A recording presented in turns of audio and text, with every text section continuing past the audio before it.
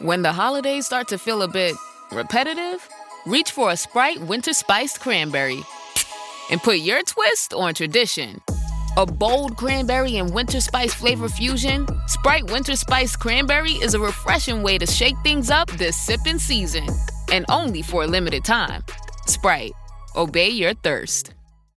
Every Who down in Who Newville liked the holidays a ton. But where to get great prices on gifts, they had no idea. None. They searched and they searched for great gifts under $25. Gifts for spouses and friends and even their toddlers. When suddenly one Who shouted, Walmart has what you want, knowing they have Lego, Tree Hut, and low prices to flaunt. So they enjoy the holiday season as Who's often do. Cheering and shouting, Walmart has incredible gifts. Who knew? Find gifts they'll love under $25 at Walmart.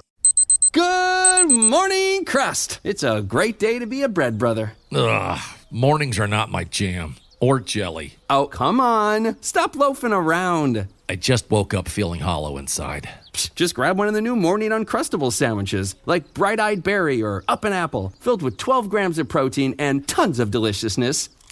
Crust, what are you eating? It's just granola, not even yogurt. No crust, no fuss. Uncrust your mornings.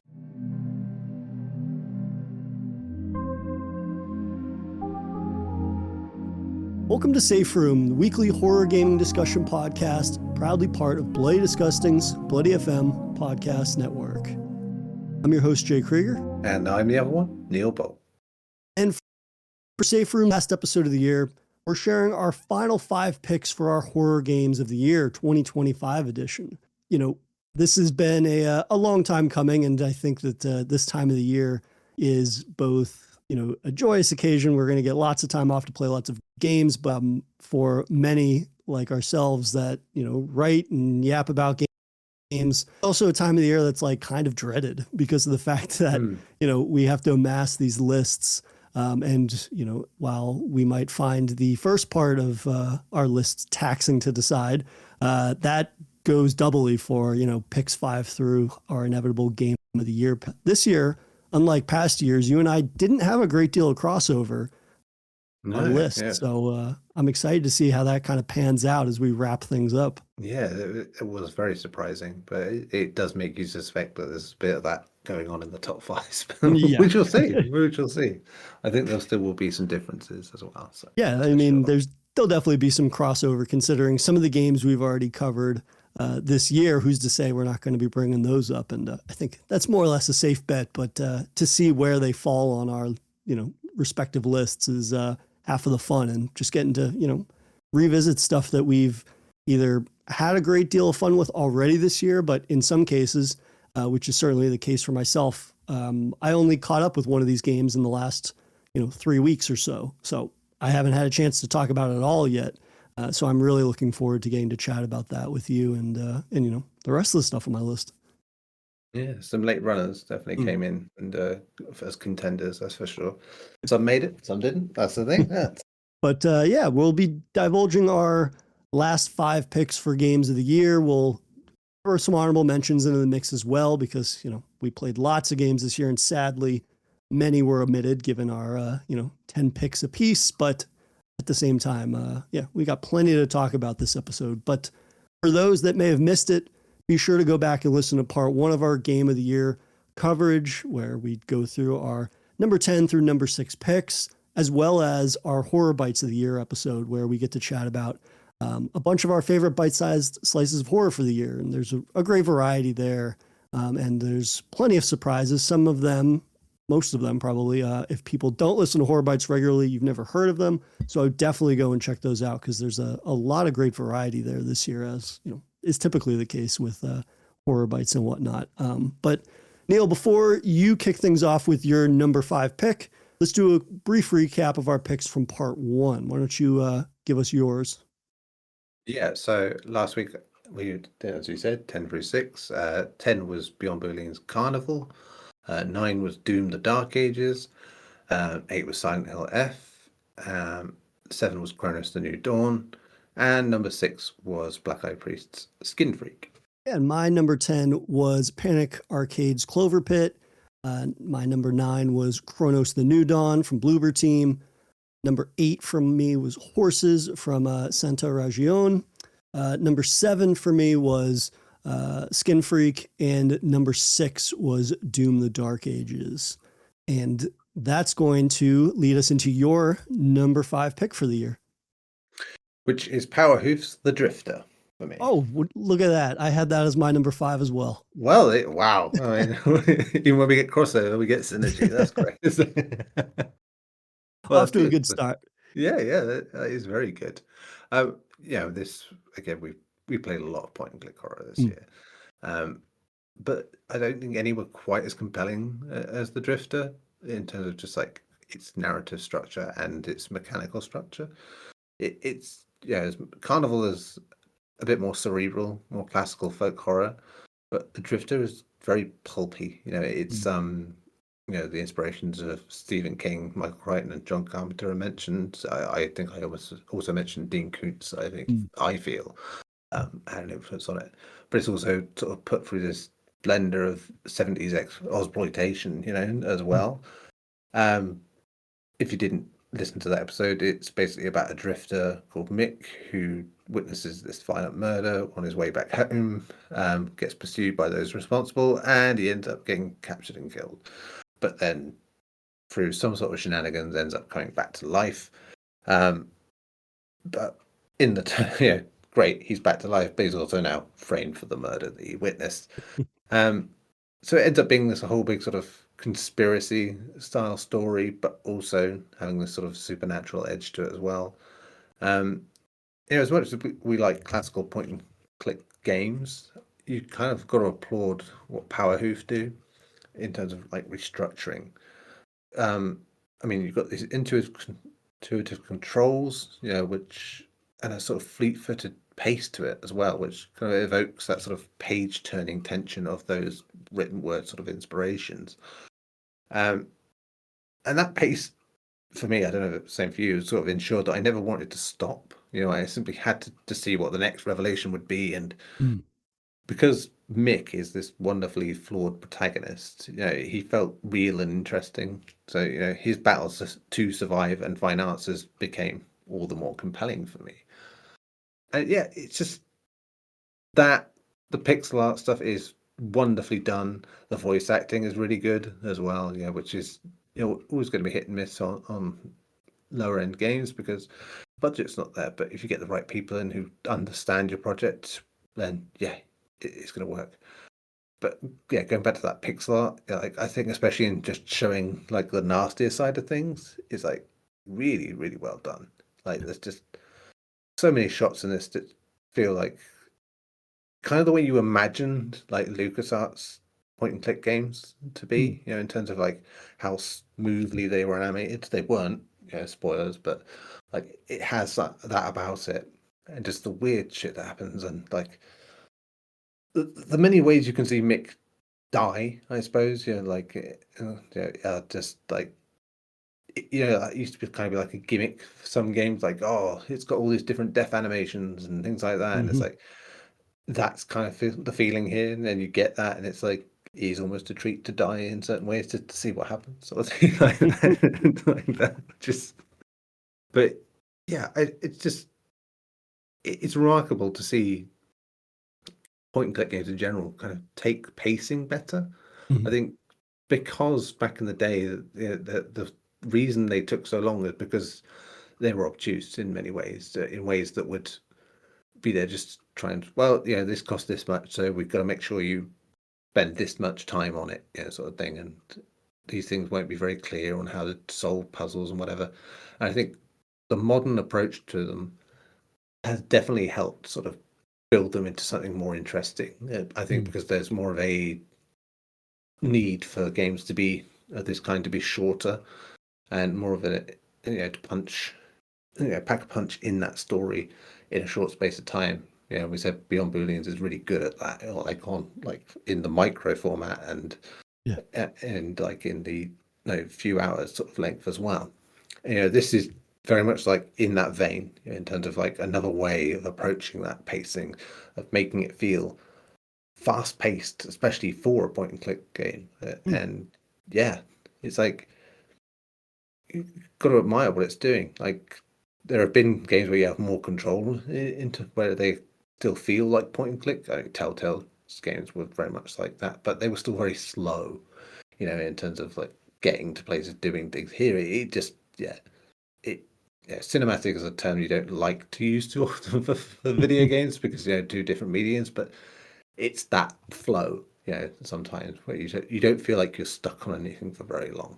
No, I'm so happy that you had this as high on your list as I did, because in a year that was, our subgenre of choice, it seemed, was point and click adventures. This was one that I think was the best of both worlds in terms of like having one foot firmly rooted in nostalgia for point and clicks from the standpoint of like their design. And, you were talking about the art style and whatnot, but at the same time, having more of a modernized spin on certain aspects, both of design and in terms of presentation. The Carpenter aesthetic, first and foremost, immediately jumps out.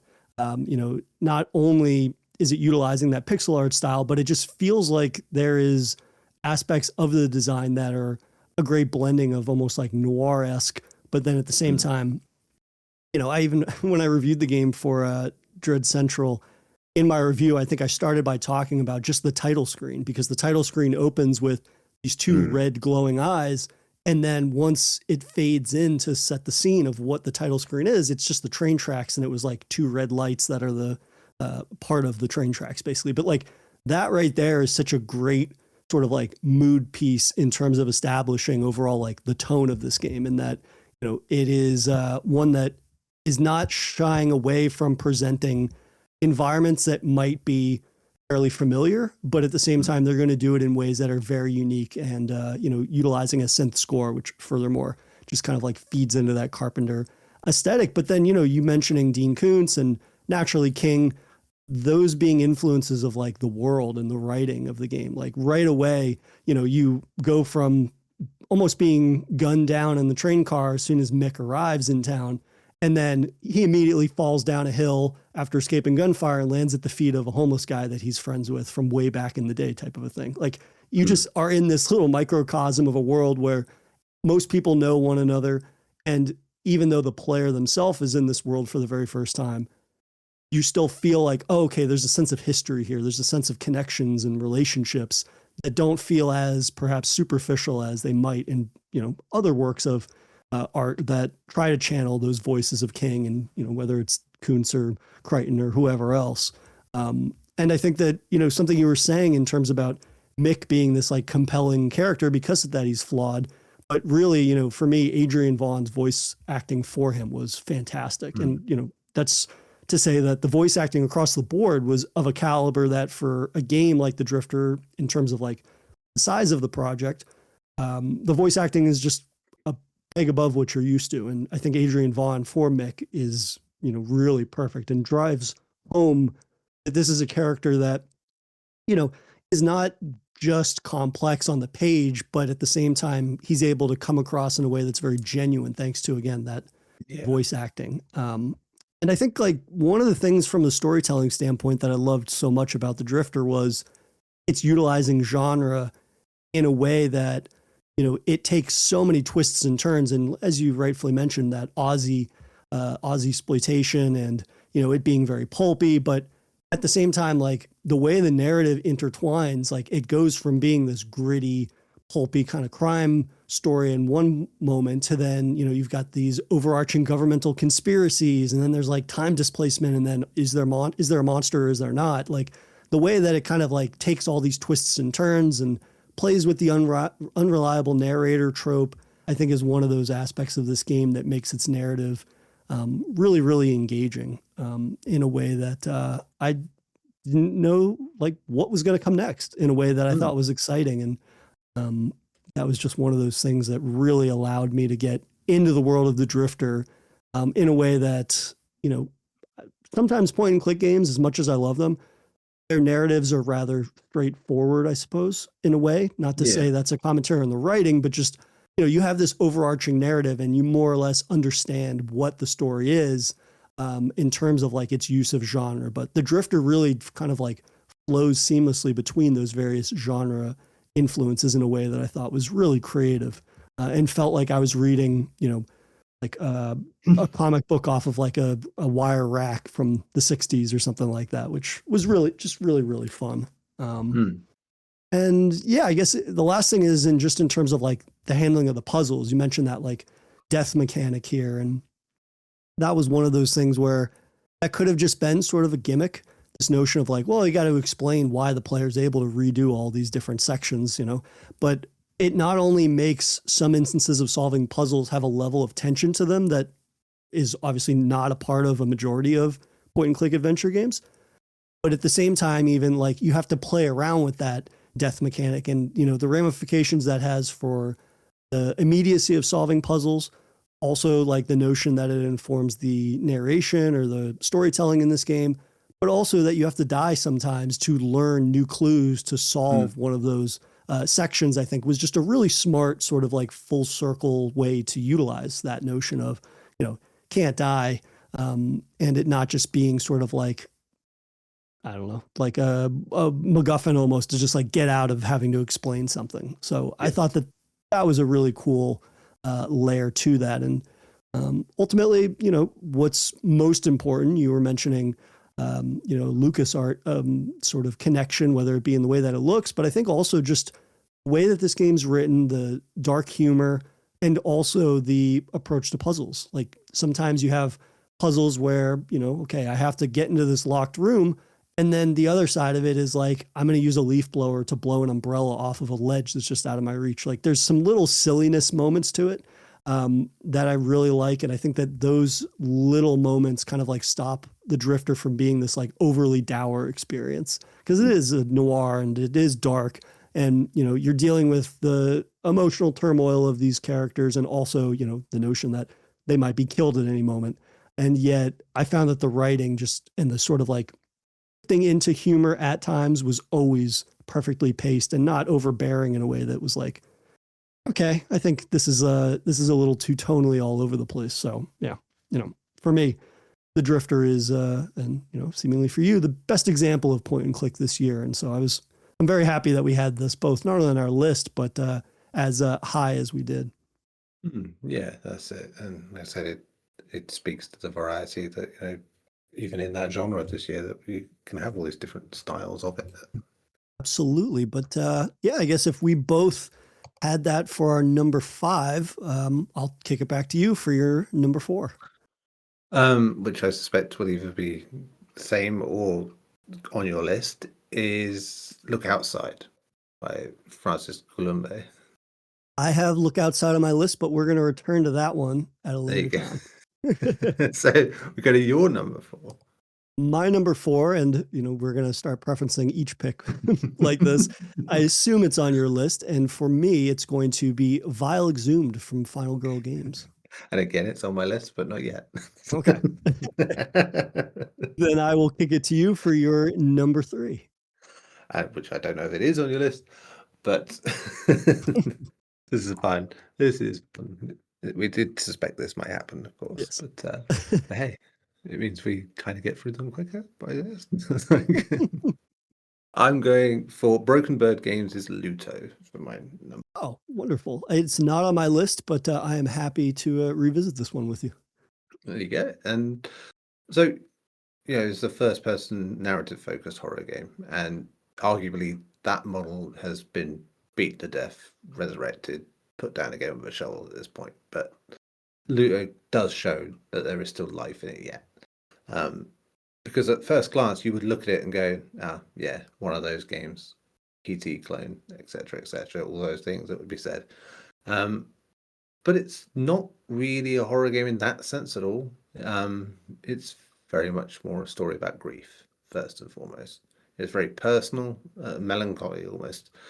It's a ghost story that has this dreamlike, slightly unnerving atmosphere that sort of uses its story to play with expectations about what kind of horror it is. And obviously, for the last 10 years, that's been complaints about certain games.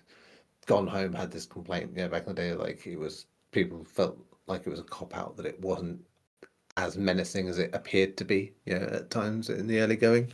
But I think that's more interesting sometimes than some of the things we've had since in that space. When it plays in familiar circles, but its understanding of like actual humanity and personal suffering sort of makes it outstrip so many games of its ilk.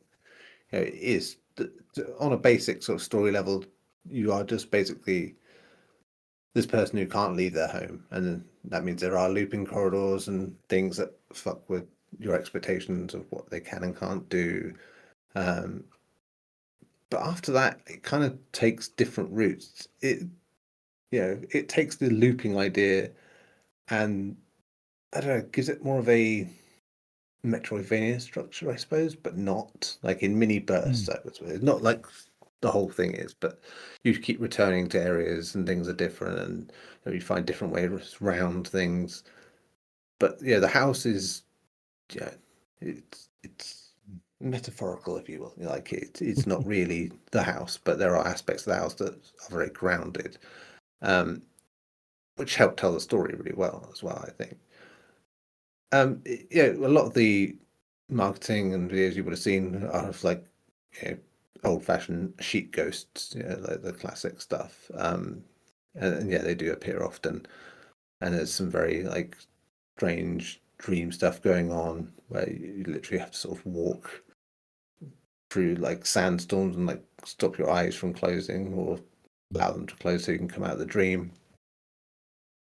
But yeah, the more you get into it, the more it starts showing you about like why you might be here, what the reasoning behind it all is, and it was surprising as a story. I think it really went places I didn't expect and felt quite tender in a way. And there was certain rooms in the house at certain times where you felt that tenderness of memories. I think when we talked about it, one of the fun things was like when you go to the protagonist's like childhood room that he shared with his brother, and they've got all this stuff on the walls and posters which are just slightly knockoff versions of films we all know what they are, sort of thing. But they have an old school TV that's playing Night of the Living Dead, which yes, you can watch in its entirety. I made the distinction of logging that letterbox that I watched the whole of Night of the Living Dead in a video game. Why not? But I think it was just because that room kind of evoked this strange nostalgia for me, like in terms of like the setup of it and like that. And I think from that moment on, which is quite early, I really connected with that and wanted to know more about what was going on. So, and yeah, it rationalizes everything that's going on, the weird shit that's going on, the reason behind it. Some of it you start to understand a lot earlier, but you just don't know where it fits in the wider story, like the ghost stuff, like certain like repeating scenes that are done in different ways. And yeah, it was kind of refreshing to see it not be this grim, dark thing, in a traditional sense. Like where it escape the monster. It's not an escape the monster kind of game at all. Like it isn't that kind of thing. The loot thing, as I said, is really just more of an introductory device that gets ironically repeated at certain stages throughout the game, like that. And in terms of like the narrative as well, they include reasons why these things happen as well, like what they have to do with the character and who they are. Again, really well done stuff. I didn't honestly expect a lot going into it. Just it looked interesting, and I like to play these kind of games, but I did not expect anything new, and I was blown away by how much was new, like that. And yeah, it was a lovely surprise, and yeah, it's one that stuck with me, I think, for so many reasons, since probably because it is such a different kind of ghost story. No, I think that's very well said, because that was the thing, right? Is that when we chatted about the first time, we went in with these preconceived notions about what it would be, because of the fact that that's basically all we've seen in terms of games that try to channel what PT did, which every time you play a game like that just tries to have a jump scare every other, turn in whatever haunted house you're exploring. It's like, oh, okay. So again, this is someone that doesn't necessarily understand what made PT work as well as it does. And I think even with Ludo, right, it was not only PT, but then people very much were saying things along the lines of like, oh yeah, it's very much like the Stanley Parable. And even there, like, sure, you can see some of that influence, but really Ludo was able to take these influences and then present something that even had a inkling of like What Remains of Edith Finch to it in terms of this kind of like storytelling through an environment. But at the end of the day, like utilizing more so like an experience that's based in emotions rather than actually solving like a mystery about an individual type of a thing. And I think that utilizing space to explore human emotions in a way that's like very relatable outside of an event that, you know, you may or may not have a real world experience with is like one of the most powerful things you can do. So the fact that Ludo was able to achieve that while still providing some genuinely creepy moments with, you know, the sheet ghosts, but at the same time, like those moments are so few and far between that you would never recommend it off of those moments. And yet those moments are so expertly placed within the game that every time I encounter one of them, it scared the fuck out of me because I'm just not expecting that. And it's very minimal. It's very few and far between in terms of instances of that. And yet those are some of the most effective like jump scares that I've experienced in a game this year. And it's because of the fact that they're used in a way that jump scares should be used, sparingly and not the brunt of the experience. And so, you know, those little moments I think are great because they further reinforce that Ludo is doing its own thing. And when it does start to kind of waver into something that you might have experienced in another game, those moments just reinforce that what it has been doing for a majority of the time is so unique and really makes that a special experience in a way that, again, so few games that, you know, are trying to imitate PT ever do. And I would say, I suppose it's not fair to say that it does anything better than PT because that's not even a full-fledged game, but it really does take that identity and makes it its own along the lines of like what it sets out to do in terms of its storytelling approach. And I think that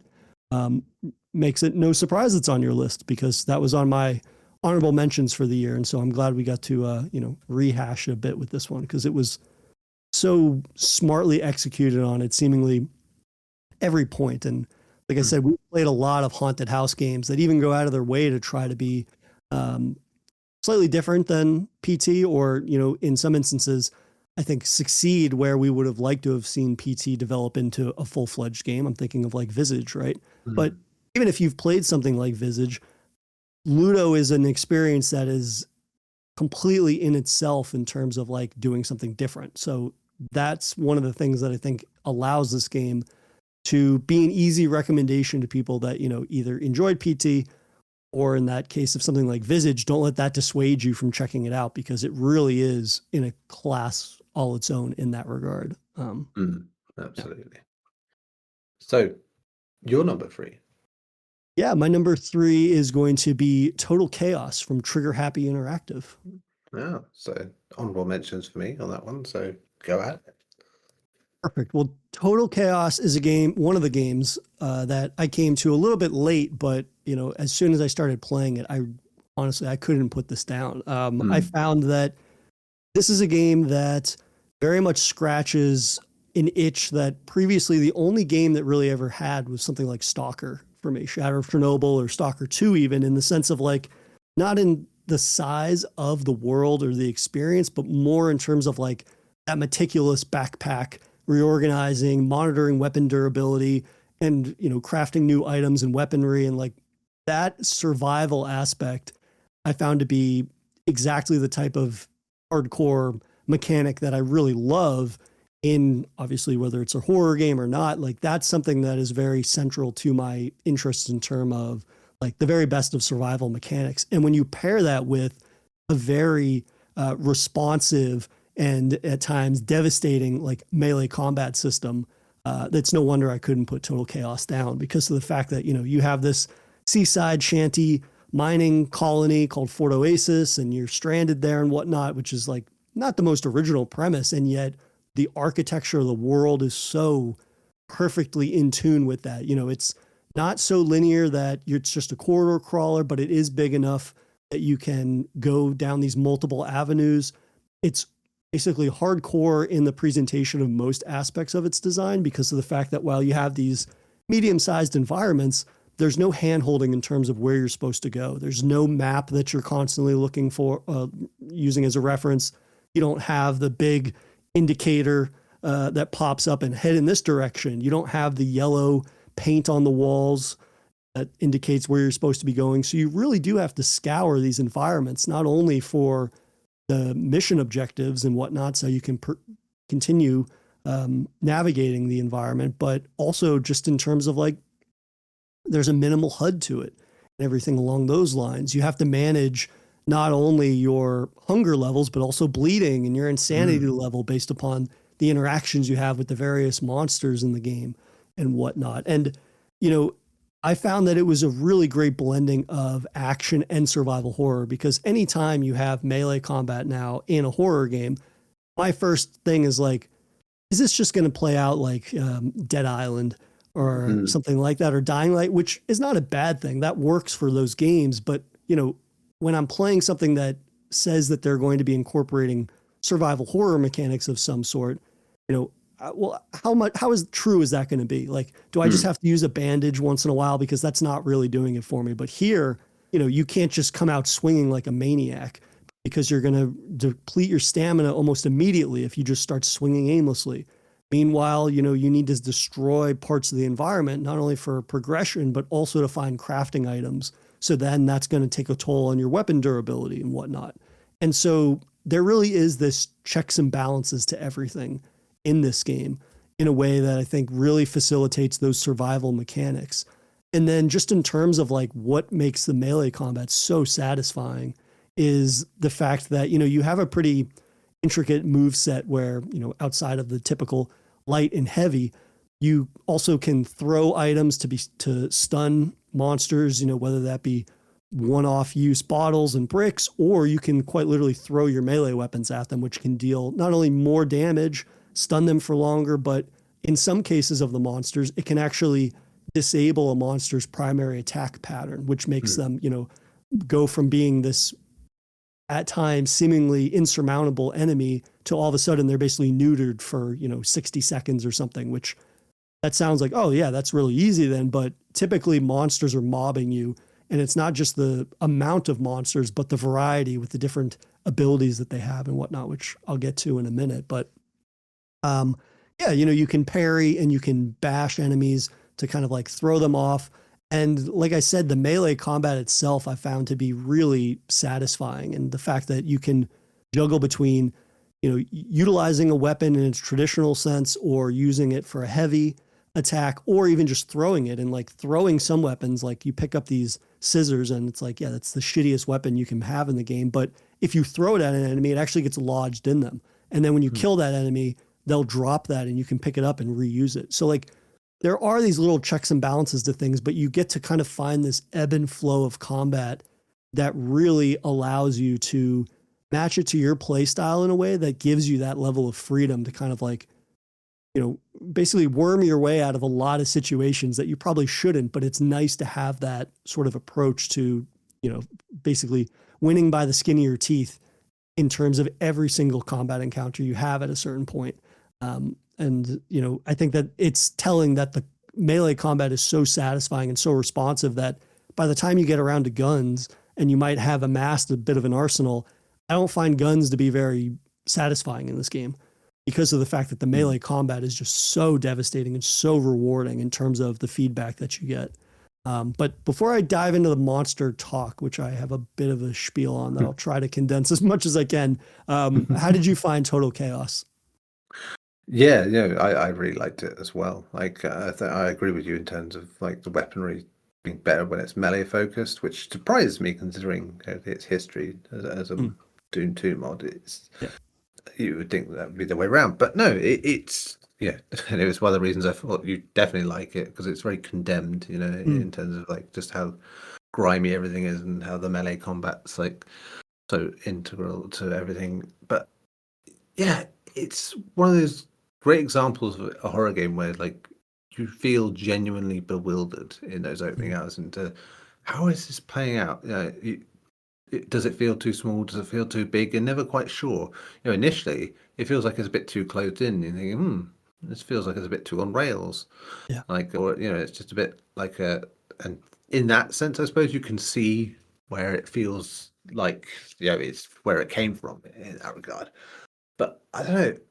If you go into it, the more it's like it mixes that up a bit, and you just start thinking, "Ooh, yeah, you don't like being out in the open, but you don't really like being enclosed either. You just the claustrophobia of this game is like immense. When that happens, you really do feel like tight in terms of the space, but like, you do also feel so vulnerable out in the open with it.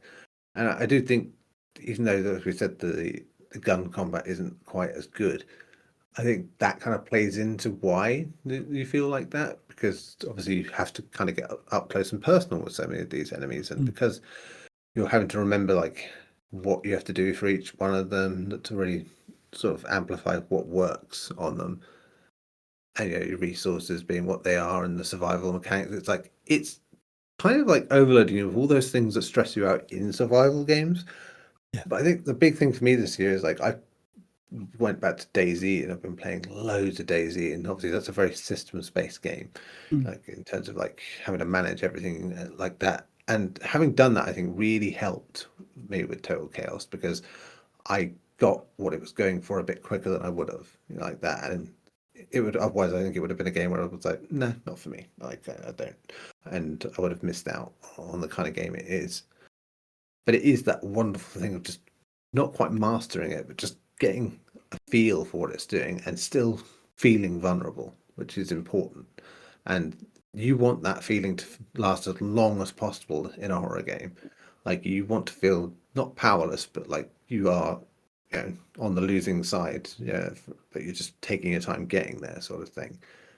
And it's a game that does that so well. Like it just feels intense for so long. As I said, even like the way it starts is it's ominous, but it kind of takes you off the path you think you're going. You think, oh, okay, this isn't as bad as I thought it was going to be, and then it really actually starts, if you will, and like you're like, oh shit. Like it's just like that first enemy encounter is just so not the game, like in so many ways like that. I mean, the funny thing about that I had was like I stood in front of it. It didn't attack me for like 5 seconds, and I carried on. So I was like, okay, is it gonna, I'm not sure what that's going to do. But I don't think that happened again after that. So Nope. yeah. But yeah, I'm amazed that it manages to do this, that it manages to feel so intense for so long. And even when you do, as you said, build up a bit of an arsenal and you understand those systems a bit more, I suppose in so many ways, because of what it is, it does feel like a game at a time in a good way, like in a really good way. Like there's stuff in it that just makes me think of games from 15 years ago, like and that or longer, I think, at this point, because like 15 years ago is actually like the 2010s now. Like, but yeah, wonderful stuff. Lovely surprise actually as well.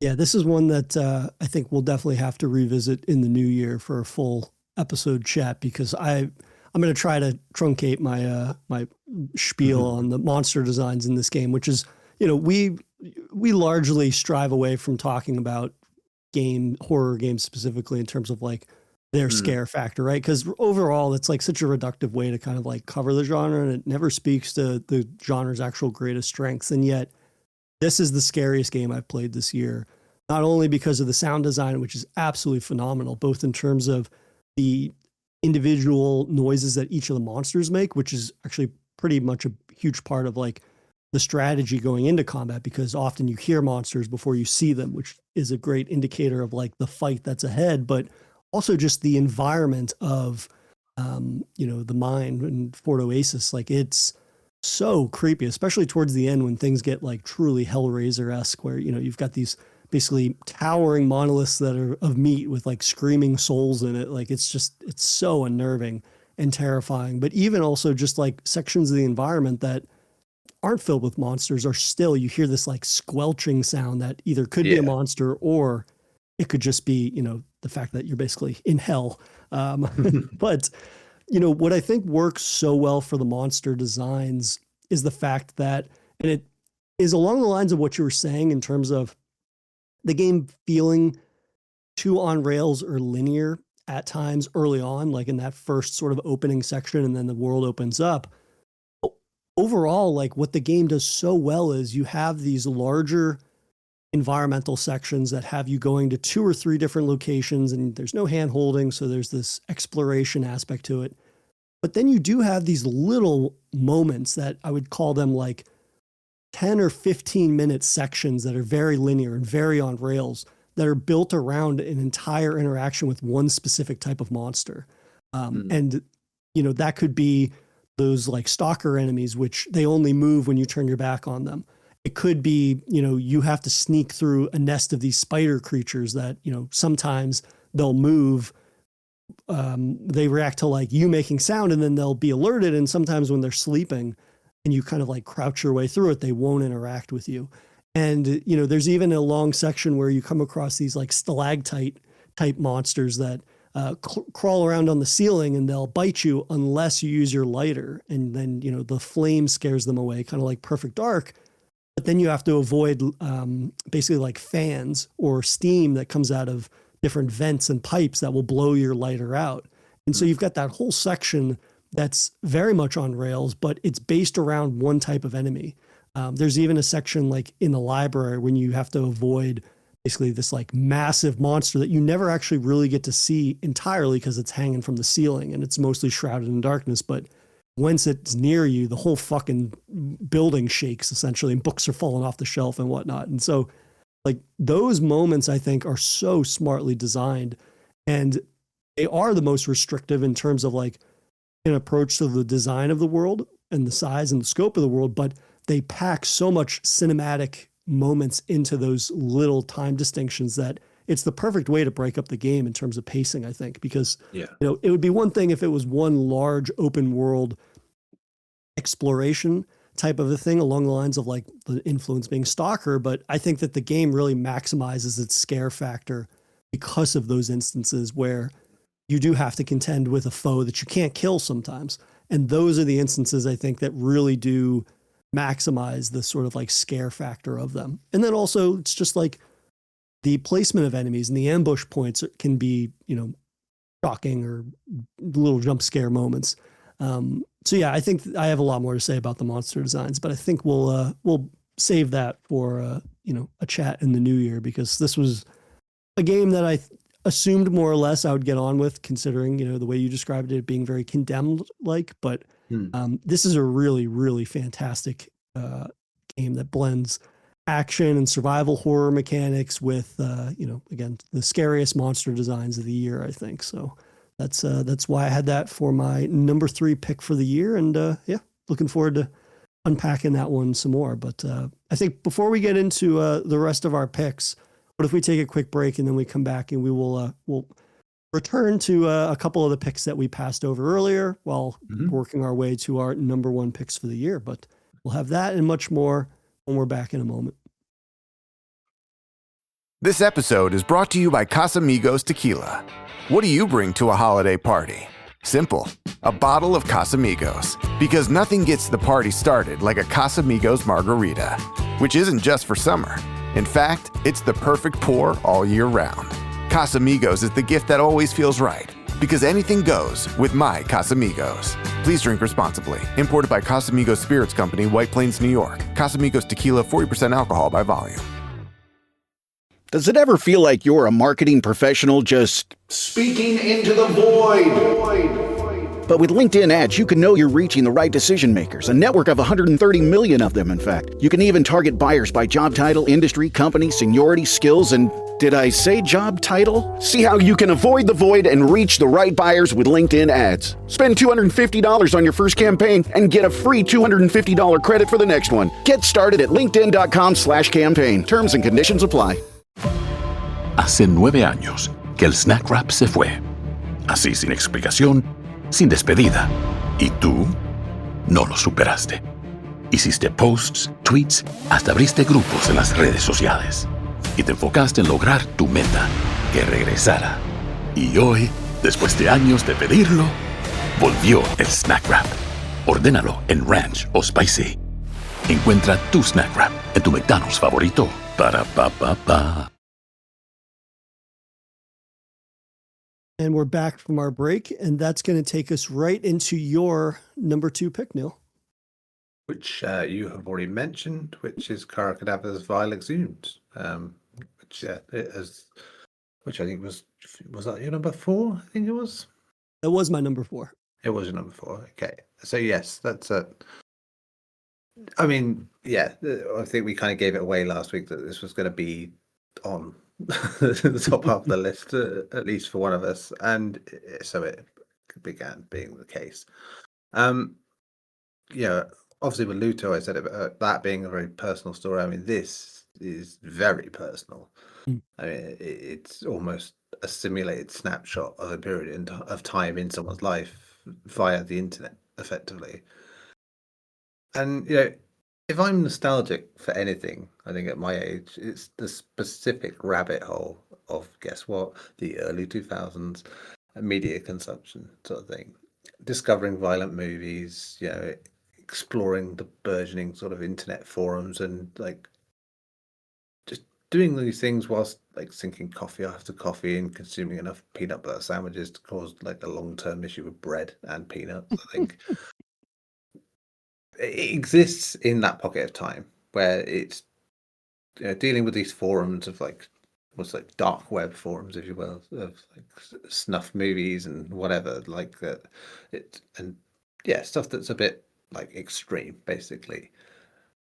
And you basically uncover the story of this relationship that fans of this adult star have with that star themselves, and something that's gone on between a certain user and that person, and just you don't uncover it in a normal way. You basically scouring through all this an old computer basically to sort of find out what's happened on it. And so you do it in that way where you do to sort of go to and fro different places, unorthodox ways of getting to different points of the story. But the story is emerging in a very sort of detective level sense, where you're like uncovering bits and pieces in such an unconventional way, but getting the impact necessary to sort of like progress the story, then the climax and the actual realization of where this is going. I mean, which the realization comes before that point to a degree, but it doesn't make the actual conclusion any less sort of impactful. It is really heavy stuff, in so much, especially knowing that the inspiration of it is based on Kara's real life, as well. And as I said, having grown up at that time, like with these sort of interests and being on the internet at that time, and not to these kind of places, but knowing how people were on forums and the things they said and did, and that stuff kind of carried on for years, really. But just obviously that shrunk as a place on the internet. People would go and do that stuff. But you would get just people's weird claims and very casual, dangerous takes out there. I think they would say stuff that you would just unless you're like grifting these days, you wouldn't say unless casually in conversation. And and so as a satire of that, it works really wonderfully. Like it's just in-game stuff, like about certain adverts, certain web pages and things like that. Just like it's even like certain comments people make in forums. It's just like it's nailed on. Like it's just, and you can only really have that through experience. Sadly, I imagine, but it. The relatable stuff in terms of just like general mannerisms, it's like there you can just look at it and go, if you've been on the internet like any time in the last 20 odd years, it's like it's there, the very thing that at the heart of it that made you go, don't know if I want to be on that thing, like that is there, and it's disturbing and sadly like still this thing to this day, in so many ways, the stuff that happens in this game. Yeah, I mean, like I said, these are things beyond what I might have seen then, but plenty that for me, looking back now, that should have served as warning signs for what was out there. Yeah, like that. And I think while I've noticed that in general internet in the years since, when it's become more open, it's just like it's hitting your nostalgia in a way that is not nice. Yeah, like which is is refreshing, because like it's nice to have that attacked. I mean, obviously it wasn't going for nostalgia. Right. It just happens to be a period piece in that regard. But as I said, for me, it felt like nostalgia, and it was horrible to sort of go into it further and further. And I think when we're talking about it before, it's the fact that it does just, the rabbit hole it takes you down feels very natural. Like you kind of do take the logical route to get through these things. Okay. Oh, so they said this about that, blah, blah, blah. If I go back here and you basically put the pieces together and do all these different things like you would on a computer at the time. And it's something that has to be experienced, I think, more than anything. Yeah. And obviously we discussed last week about with horses, about controversy over games getting kicked out of places or banned from places. This had that problem before that, and it basically not being sold on normal stores as a result, ended up being put on the website and given away for free, which is I think that's important because it got it out there like that. And as much as I think Horses is very good, I think it's very good in a more artistic sense like that. I think this as a controversial game, if you will, is more interesting, just because the stuff it deals with feels real, whilst also understanding how to turn that into a satire and also a simulator of early 2000s style internet, which is, like I said, a very, very particular niche, and one that just happens to be a niche that I enjoy enough that it's my number 2 of the year.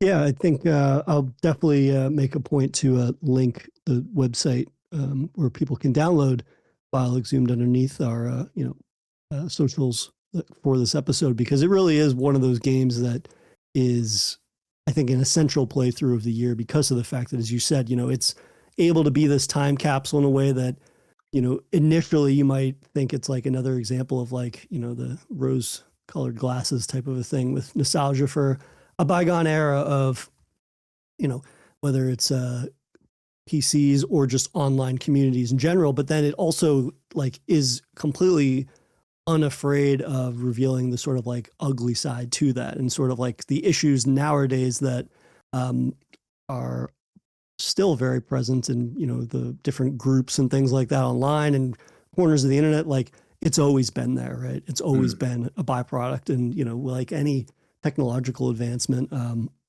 some people are going to be utilizing that for less savory reasons than others. So, I think that it was really important from a commentary standpoint because of the fact that, it's having uncomfortable conversations, and it's utilizing a variety, like FMV videos and a variety of different sort of artistic techniques to not only craft a sense of immersion and getting you into this world, but also to unnerve and create some genuine tension. Like the ways in which it utilizes audio, the ways that it utilizes these like very low poly videos that look like they're ripped off of a camcorder type of a thing. Like one of the most uncomfortable parts of this experience is one of the times you click on, I think you click on a video file and the video is corrupted, but you have to listen to the audio. And like that, when you realize where this narrative's heading and what it's delving into in terms of the fate of certain characters and what some people might have done to others, like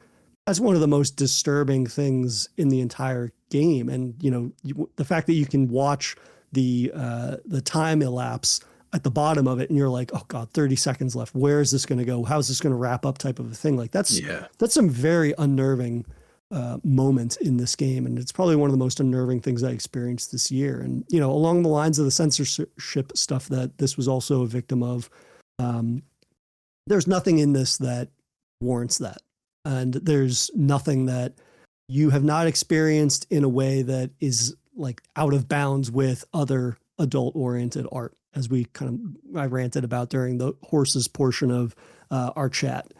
Like, this is, if anything, a more important, version of that, I think, because of the messaging is so strong, and it is a conversation that really does need to be experienced by everybody, which is why it's a huge benefit that, getting it out there for free means as many people as possible are going to be able to experience Vile Exhumed. And naturally, the downside of that is that they're not going to get their proper bag, which they deserve. But I think that, if anything, hopefully this will, garner a bigger following for the next game that I know Kara's working on at the moment, that she's sort of like made some brief pre-production posts about on social and whatnot. But I guess also almost like the immersive sim-esque nature of just exploring this from like a game standpoint, right? Trying to uncover the mystery of Vile and digging through the different computer programs and, desktop icons and checking inboxes and checking deleted messages. Like, you've got this whole also notion of an unreliable narrator, which informs the storytelling aspect of this game that I think is also quite strong.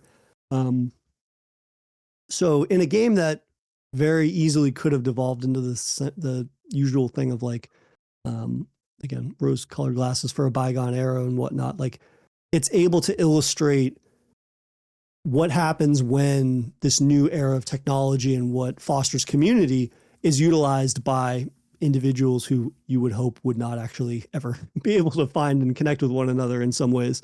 And so I think that, like, for me, the ability to do that while at the same time, from a game standpoint, is quite well done and put together. Again, trying to unearth different passwords, unlock different files. And, the more and more evidence you have or start to compile that, more or less tells you where this story is headed. Each time you have that brief moment of victory where it's like, oh, great, I cracked that latest password based on connecting the dots between this information and that information. You're like, it's very short-lived, because at the same time you're like, oh, fuck, what am I going to unearth now? And, the evidence just becomes more and more disturbing for a variety of reasons, which, we chatted about when we covered this game for a full episode. I'm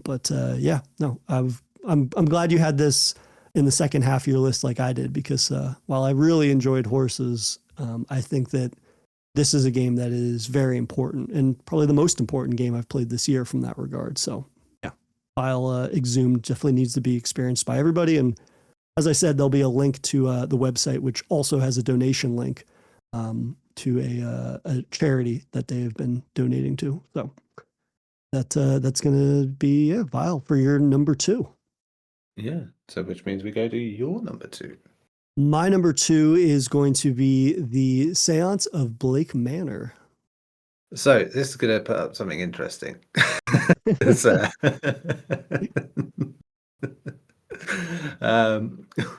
Inadvertently, we have now both revealed our number 1. Yep. So I'll tell you what. Yeah. Before we go into any of this, sure, we'll do the honorable mentions now, Yeah. because you know what's coming. So let's roll it back and hope you forget. Yeah, I mean, we've covered a few, of course, like Horses, Total Chaos, Without a Dawn. I think we mentioned as well, which I had on this list as well as an honorable mention. Yeah, but you obviously picked in Horror Whites. I mean, Promise Mascot Agency was one by Kaizen Gameworks, who made Paradise Killer, which was a detective game.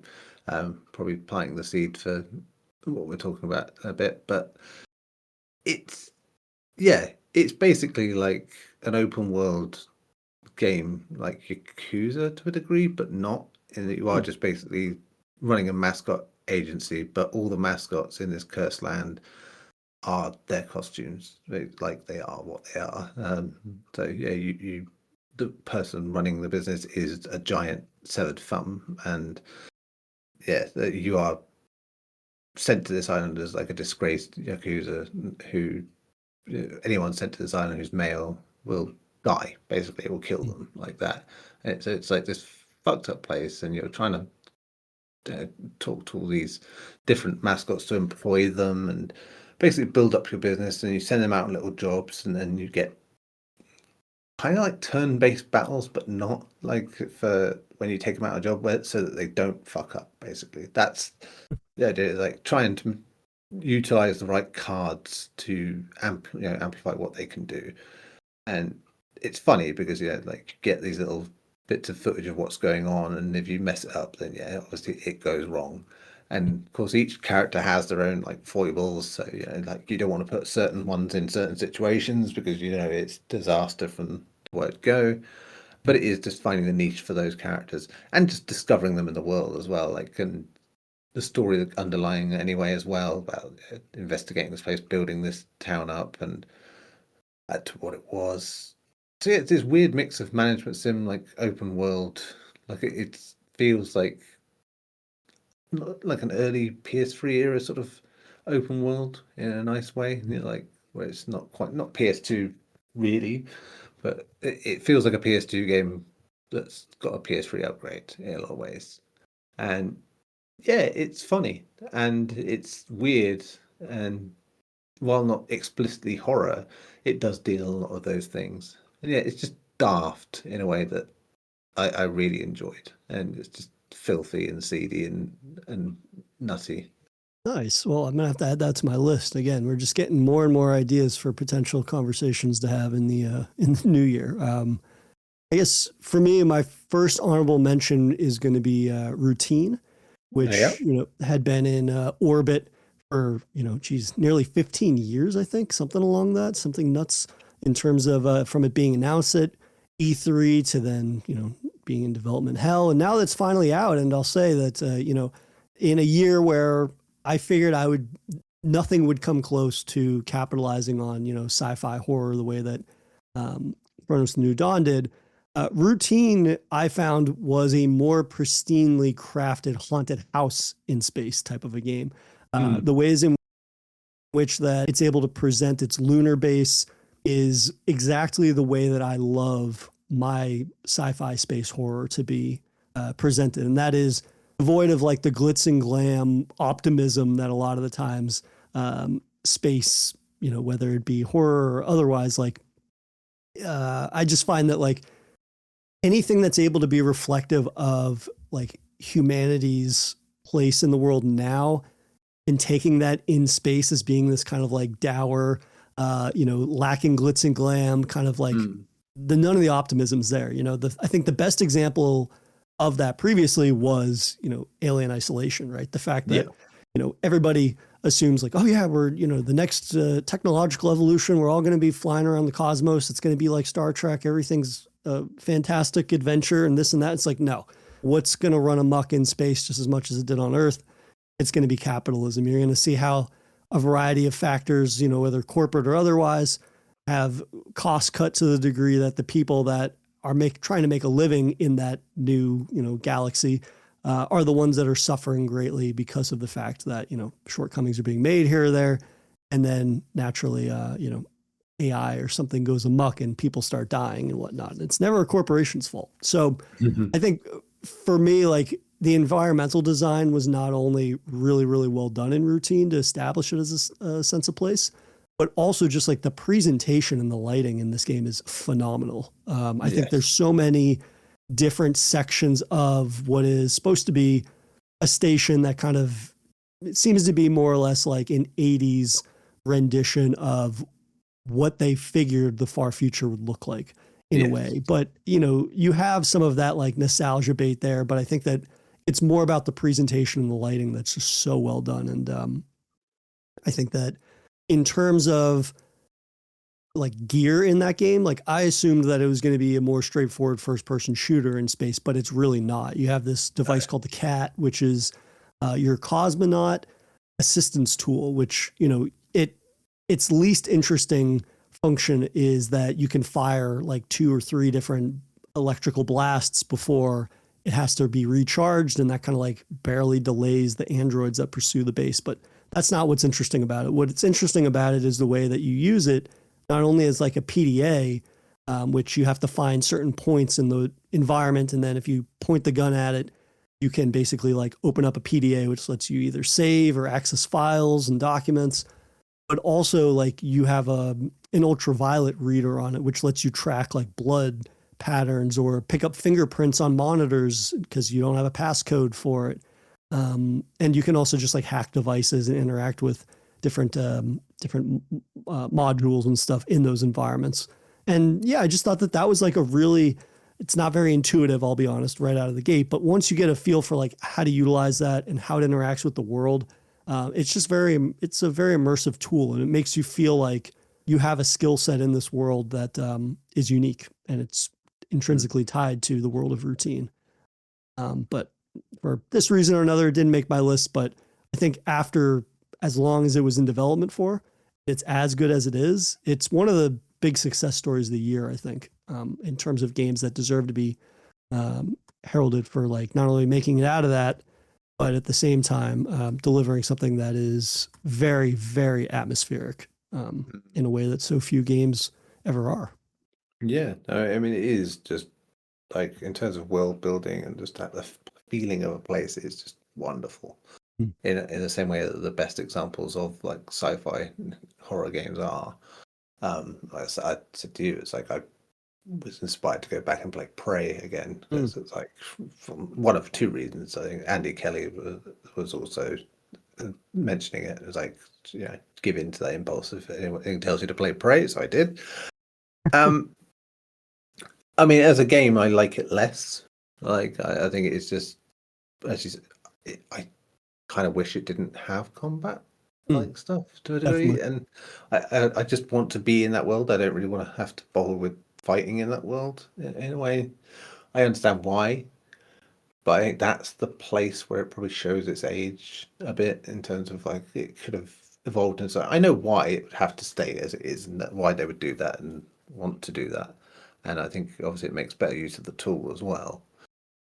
But I think you could have got away with just having a game that still had the tool, still had all the technical movement of it, the tactile nature of it, and it would have been like a fantastic space. Sure, regular gamers would just look at it and go, no, can't do this, can't do that. But I think in some cases they'd be the same people who would turn around and go, don't like the combat, don't like this, don't like that. So you can't win.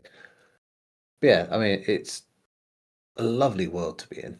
For as short a time as you're in it, it's rich as you can get, which is, But again, it's one of those drawing of the horse things, isn't it? Like the back half, it's super detailed, and that's the world building and like the environment and just how good it looks, and then they scribbled in the other stuff later. It feels a bit like, which okay, games have changed a lot in the time it's been on and off in development. But like you said, miracle that it got made and that isn't a disaster at all. It's interesting and flawed, which is perfect 7 out of 10 range, for me. I think a lot of things, which probably leads me quite well into Atomfall, which we covered earlier this year, which I agree is another game I think is a 7 out of 10 game in the traditional sense of that, where it's still stuck with me like all this time. I think because it's so punchy, I think for the kind of game it is, where it's like a mini Far Cry, mini Fallout, mini this, mini that, doing bits and pieces of it, and not always greatly, but I don't know, it's managed to stuff so much into a small space, at an affordable price when it came out, like that. It was this brilliant little snack size adventure. Like, it felt like, again, another example of going back to what we used to have in terms of, okay, games don't have to be like 500-hour epics. You can just settle it down, have 10 to 15 hours and be happy with it. And it's great. Like, for what it is, a 15-hour RPG shooter thingy works wonders. And Rebellion have done some interesting things over the years that have not always worked. Strange Brigade didn't quite work. The Zombie Army series, obviously, and the Sniper Elite series have done them well. But take this sort of like alt history British, Fallout's the obvious comparison for some, because it's more like a Far Cry in a lot of ways, mixed with, I don't know, it's not quite anything. You know, that's the thing we said when we were talking about it before. It's like it's got little bits of everything, but it isn't any one of those things overall, which I think can make you feel like you're lacking somewhere with it. But I think it's an interesting mix of ideas, and you can kind of go fairly freeform with it at places as well. You know, despite it being a small world, and yeah, I quite like the idea of the story of it and just how it looks. And it wasn't the gimmicky thing I thought it was going to be. You know, when I saw like the look of it, it was like so Rebellion are doing like British Fallout, and it's not. It's like it's got similar ideas, but nah, it's doing other stuff. And yeah, I really, really do like Atomfall. I think it's I can't call it guilty pleasure because it's not a terrible game at all, but it certainly is like all these other games I hold in such high regard in terms of overall. And then there's this and Routine where it's like there's stuff wrong with you guys. I love you just as much. You know? Yeah. I would say that, what largely makes it a standout from just being, British Fallout is the fact that the world and the narrative is actually interesting. Yeah. Which hasn't been the case for a majority of Far Cry games. I think that, while would you call it open world or semi-open world? No, I mean, this is it. It's again, one of those things. It's on appearances, you would think it's this, that, and the other, but it's not. It's closer to BioShock, like in terms of like world structure or an immersive sim world where it's like, okay, so you've got bits and pieces, different environments, but also like it's a miniature version of an RPG, in open world, in that you have hubs essentially, like, but you have these places you go in, you load into them effectively, like the indoor environments of. So it felt like a snack-sized portion of what we got in games like Fallout 3 and 4 and New Vegas, where you just wander off into the nameless nowhere and like, oh, I found something interesting here, sort of thing, like that in this building or that building. Like it was the modern Fallout games. That's what thing I quite enjoyed the most, was like going into this building, seeing what was going to be in it, like that, and seeing all the cool stuff that might be in it. And there's lots of that here, like that, and there's some interesting enemy design as well, in terms of the stuff you do find and the story being told that adds this flavor to it. And like I said, it's small enough to get everything you need out of it. It's, whilst not like mind blowing or anything, it just leaves me going, yeah, I'll take another one of those. Absolutely. And it did well enough by the sound of it. So I'd imagine we will get another one of those, and hopefully with a bit of a bigger budget, it'll get to push that ambition a bit more. But I just hope they don't push it too far, and lose what made this interesting. Otherwise, it will just be another one of those games. Right. Yeah. For me, I would say in a year where I played a lot of survival horror games, but a lot of them just kind of ended up being along the lines of exactly what I expected them to be, again, just kind of like, okay, we're going to channel Resi, but we're not going to do anything that like leaves our own unique stamp on it. Like I played a lot of games like that. And even something like Tormented Souls 2, it kind of just felt like a more refined version of what I had played in the original game, which, okay, that's fine. But at the same time, like this felt like a missed opportunity to like push yourself further and implement something that again is further refining your unique voice in terms of that genre. And yet I found most games that was not the case, with the exception of a game called The Lacerator, which is a survival horror game that, its gimmick is that you can quite literally lose your limbs in that game, right? Which when I initially heard about it, it was one of those things I was like, yeah, that'll be funny the first time. And then it like the gag wears off, right? And, sure, the gag and the shock of it wears off. But what I think makes that the most unique and by and large, like satisfying survival horror game that I played this year is the fact that, that actually fundamentally changes how you play the game. And your character's ability to not only navigate the environment, but like the types of weapons that they can use. I think, the first time I played that game, I lost my arm for the first time. So now I'm down to one arm, which means I can't use two hands for weapons, which limits me. But then the next time I played, I lost my leg. I got this like cartoonishly large saw trap that basically just severed my leg off. And then I was crawling for the rest of that game. Well, for the rest of that level, I'll say.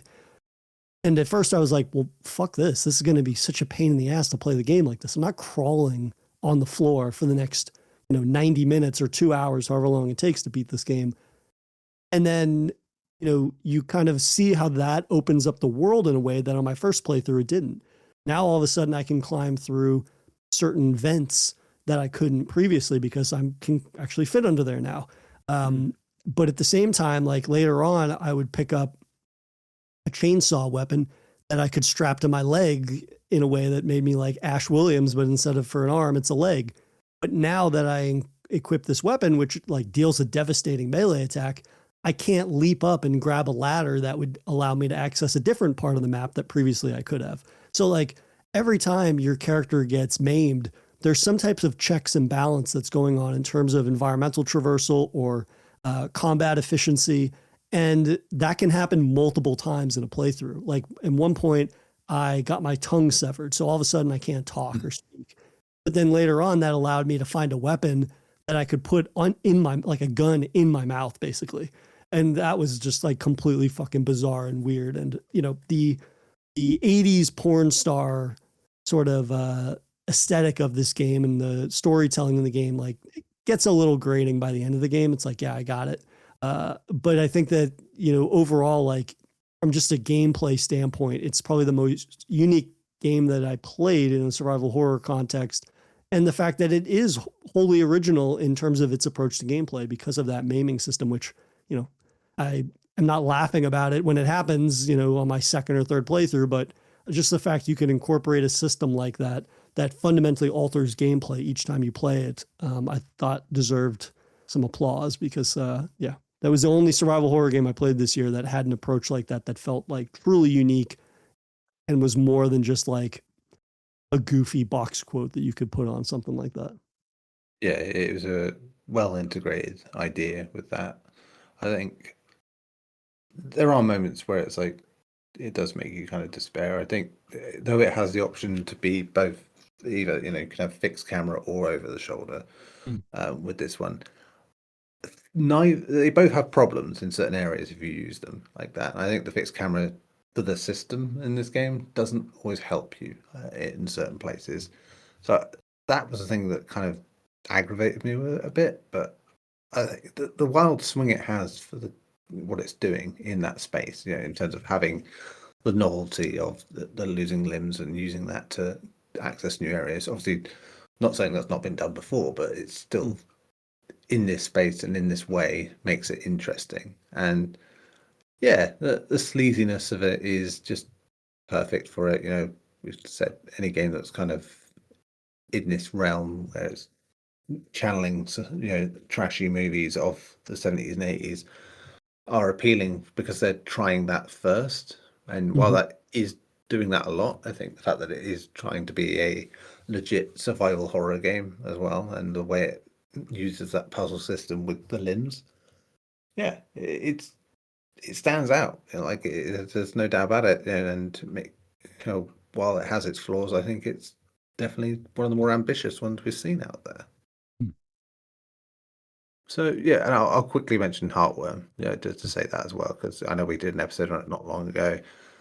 But yeah, very different again in terms of the other end of the spectrum, if you will, where it's its inspirations are more Fatal Frame and Silent Hill, and very surreal in what it does. But I just wanted to mention that in passing because we've not long covered it, and we don't want to be doing this bit for too long.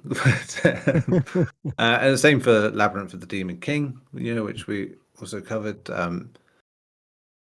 I mean, that was a surprise again, in much the same way Total Chaos was, I suppose, in terms of it's just the intensity and the claustrophobia of it all, and like that. I mean, if any game was as intense and intimidating as Total Chaos this year, I think that was it. Yeah, in the horror space, especially. I think Labyrinth of the Demon King really sort of nailed it. But the last sort of thing I wanted to mention, which I don't think we've really got into, but is the Horror Hierarch, which was by Null Pointer Games, which is basically a card crafting narrative based sort of RPG. So it's got like a board that's laid out like this mansion building where you're investigating stuff in it to find out the secrets of it. And so you're basically placing cards in different sections to do certain actions like you would in a tabletop card game. And that's not stuff I've done a lot of, but I found it really fascinating the way it sort of worked out as a way of that, and how it incorporates the narrative of this this cosmic horror story that's going on in the background.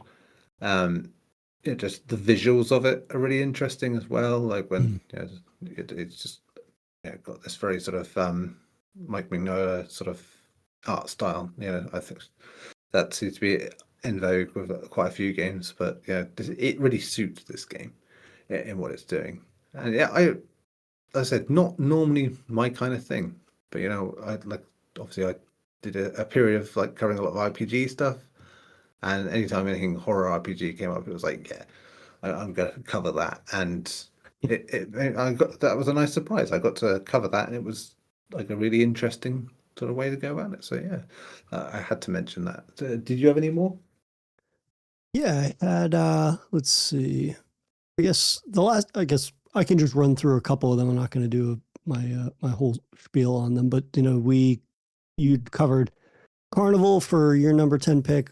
Absolutely loved that point and click. That was neck and neck for making my list. Ludo, as you already mentioned, we covered a game called Repose this year, which was basically a dungeon crawler, sci-fi horror that has like a puzzle element to it that I thought was really unique and great. Heartworm, you mentioned. Last Report, another great point and click game that takes my love of woodland horror and applies a more unique perspective for point and click horror. I played a lot of Pigface, which was basically a Hitman meets 90s first person shooter kind of a game where you get dropped into an environment and then you have free reign to kill basically everybody in that map. And so it has the very replay heavy focus for gameplay, but at the same time, like completely hands off. You don't even know where your target is. You can kind of attack those massive sprawling maps in any way you want. It's got a really chaotic approach to combat, both firearms and melee, which was very, very satisfying. I guess last but not least, Darkenstein 3D, which is basically a Return to Castle Wolfenstein homage, but it's done so incredibly well. Very polished, really leans into the occult horror that was such a big aspect of Wolfenstein, Return to Castle Wolfenstein. So I just wanted to throw that out there. And hey, it's free. And it's like 7 or 8 hours, give or take, to play. So it's a full-fledged game. Can't recommend it enough. I guess before we get into our number one picks, was there any game that you really wanted to play this year that you just didn't have time for? I mean, Dying Light, The Beast. I did play, but I only got around to 2 hours of it. It just came at the wrong time. There's a few games I had that with this year, and I said that was just personal circumstance. I think Death Stranding 2 was the surprising thing for me. That I did go about 35 hours in, but I ended up stopping, didn't go back, and haven't gone back since. And because when you play big games, you're kind of afraid of going back after a long time because like, where is everything? What is everything?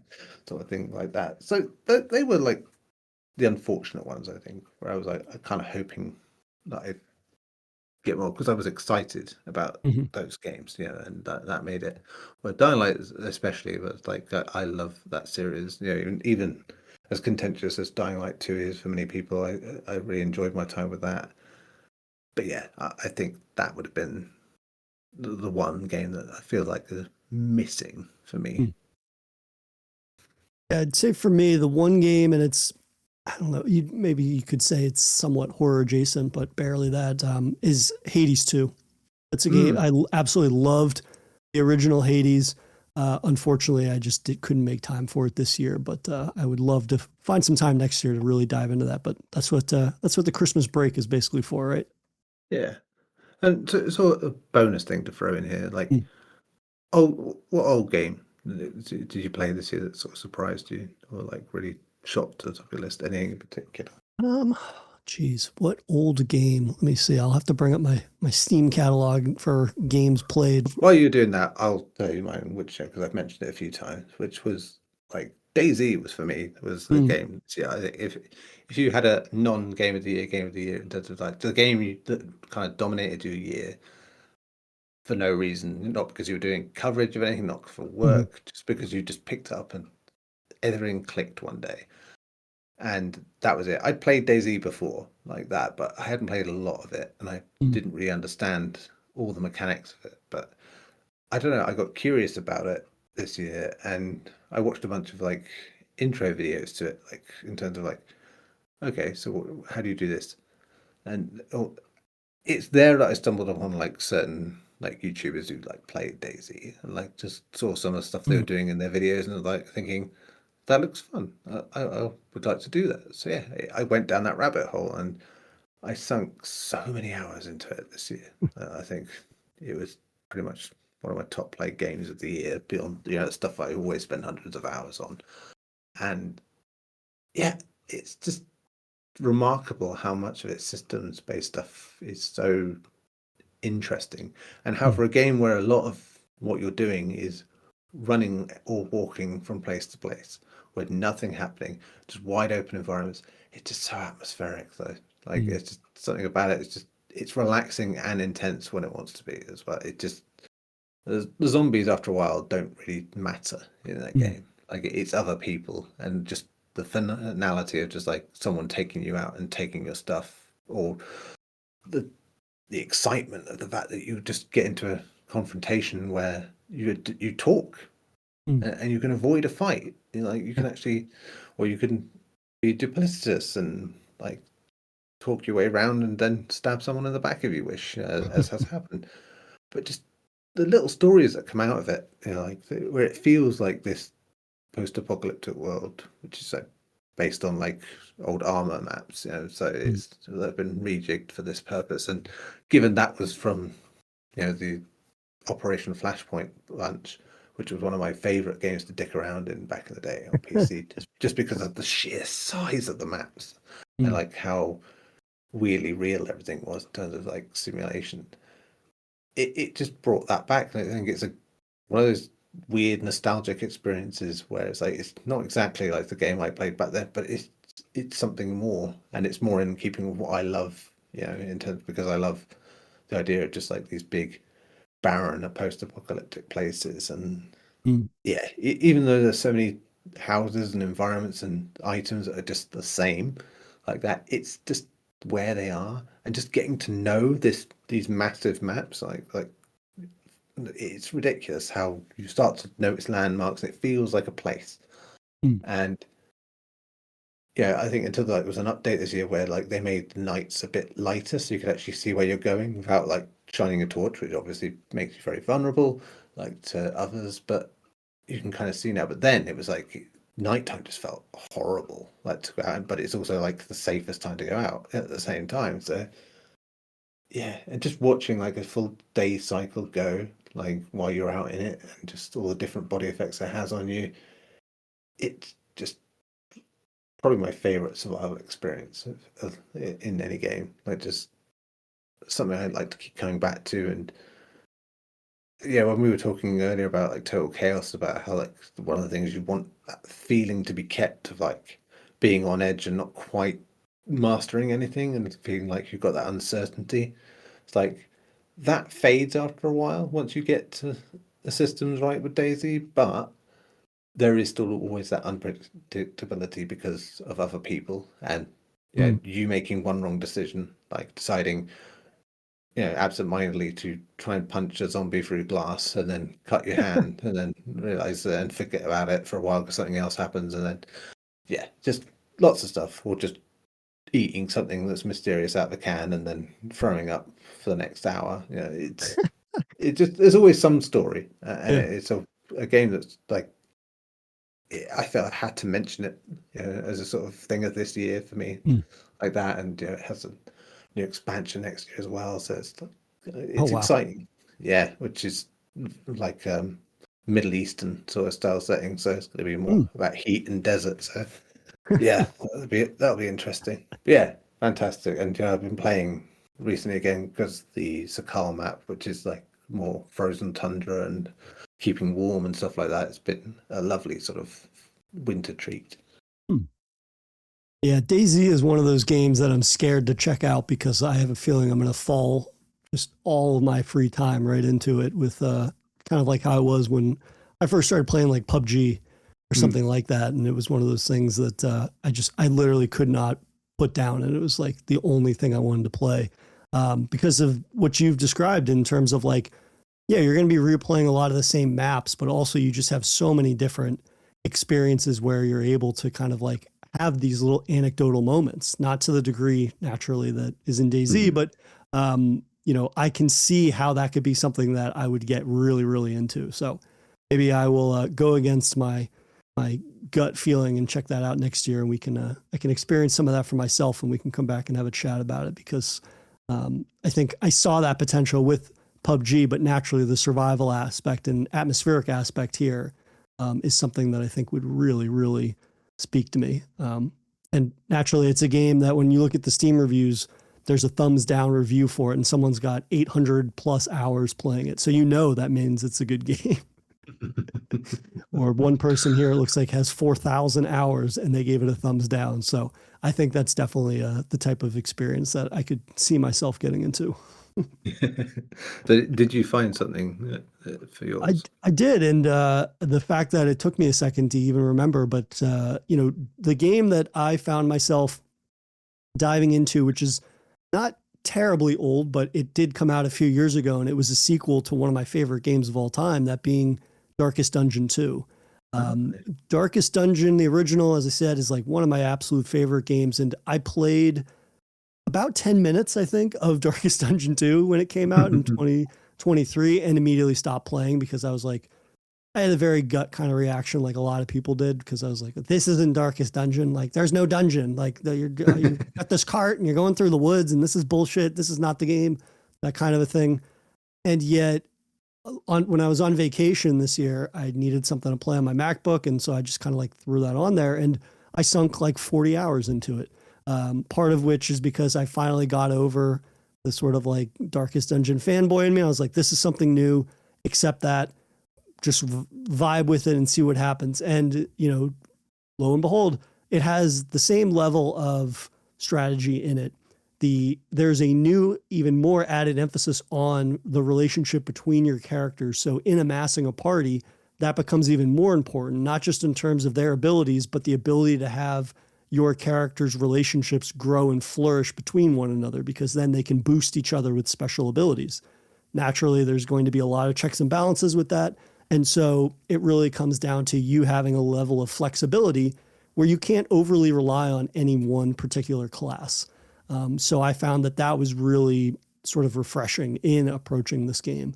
Likewise, a big reason why I was able to kind of sink a lot of hours into this game was this new mode called Kingdoms, which it basically gives you kind of like a new style of play, if you will. It's very much about monitoring a kingdom that is being attacked, essentially. And so, you have a variety of different locations on this big sprawling map, and you have to move between those with your squad, basically, and either leave people in certain places to defend them while pursuing a onslaught or a siege, basically, that might be happening somewhere else across the map. And in between each of those little bases you stop at, you can upgrade those towns, different abilities, better protections, these types of things. And it really just feels like you are putting out fires every which way. And so I thought that was like a really fun sort of like reimagining of what Darkest Dungeon was, but it just works so well, I think, within that universe. And it furthermore is presenting this kind of like roguelite sort of road trip, if you will, which I just really, really loved. And I think overall, like what I just love about the Darkest Dungeon series is the fact that it has fantastic art, but also like really Lovecraftian influenced monsters.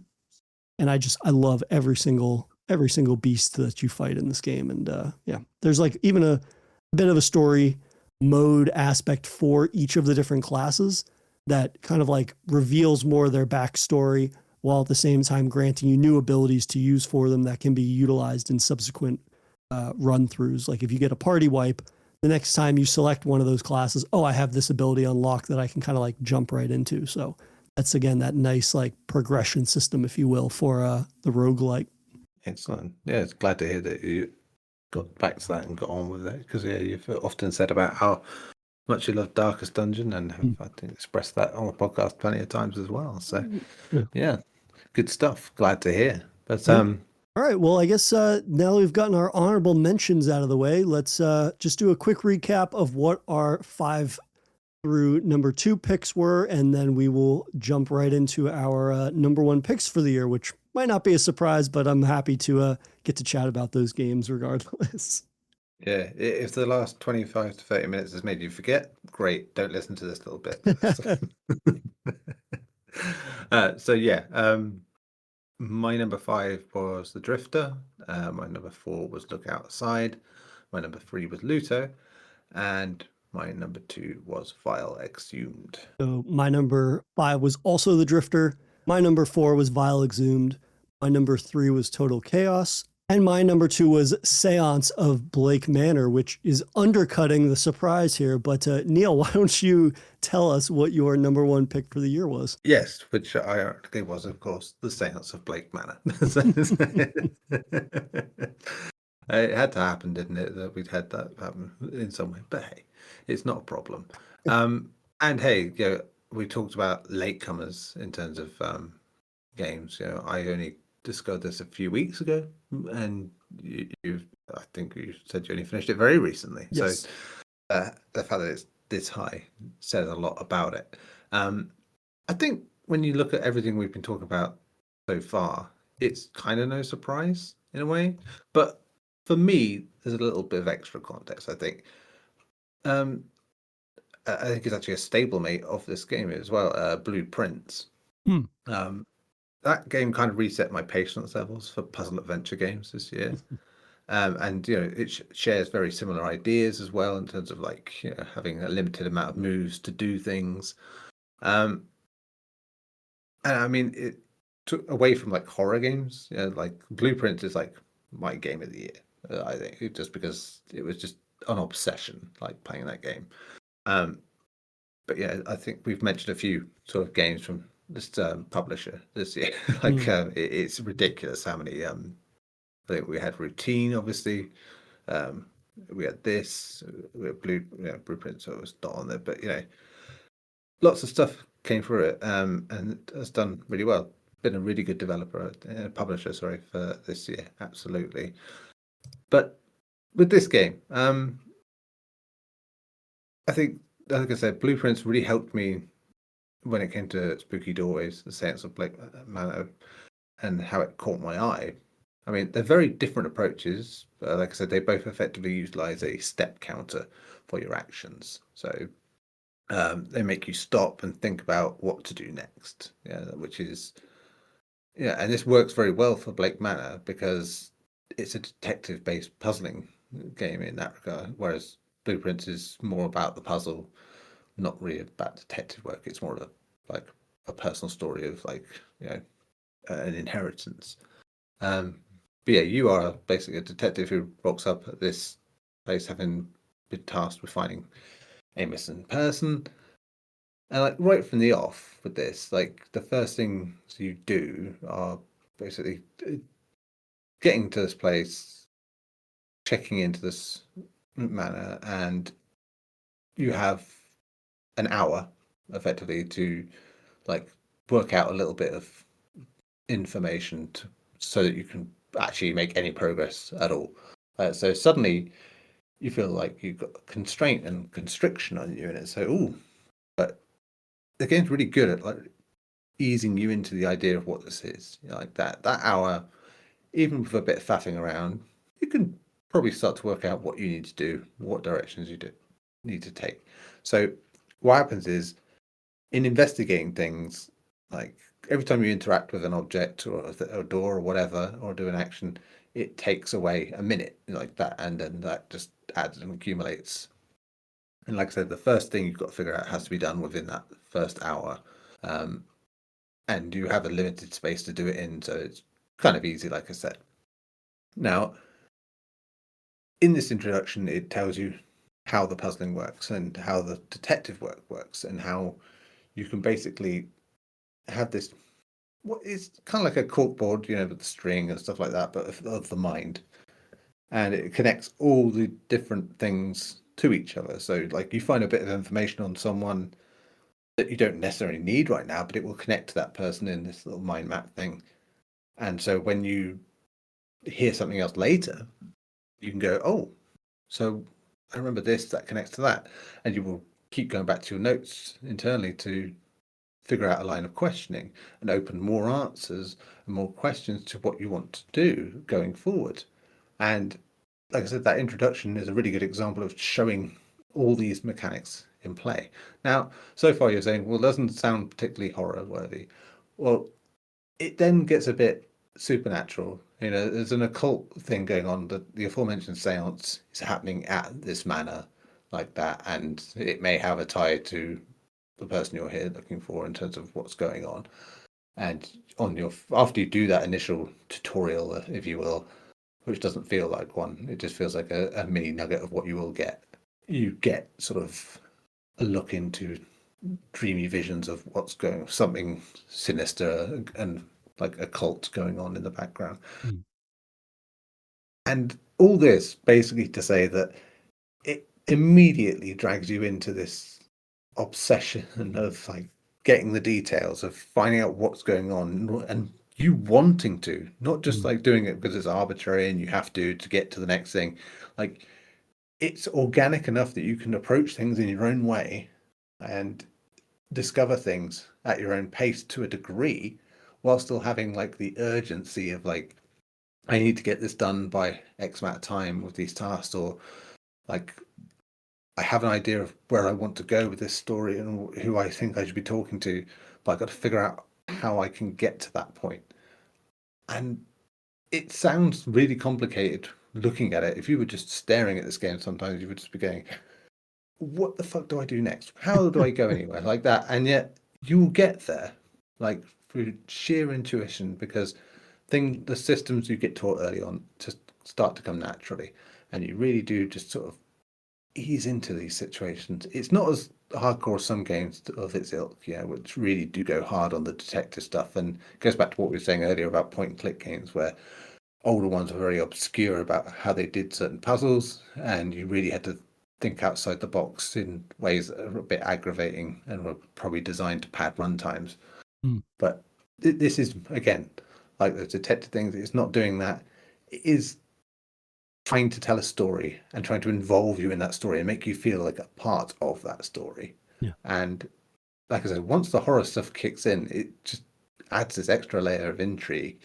And in all the best traditions, it's that kind of story where you shouldn't be going any further. Really, the first thing you should be doing is fucking off back home like that, and like, because this isn't going right. There's some weird shit's happening here.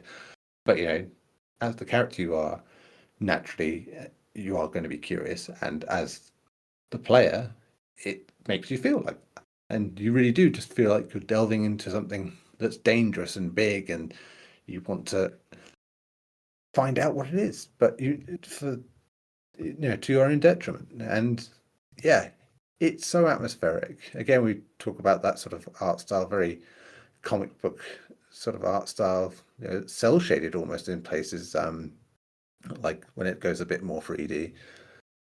And just Blake Manor is just so interesting because of all this detail, because of all these complex character dynamics. And I think you can alter certain aspects of the story by just what you do and don't investigate like that. And like I said, and it doesn't feel forced. It doesn't feel like you can only go down one pathway to the proper. There's just horrible stuff can happen.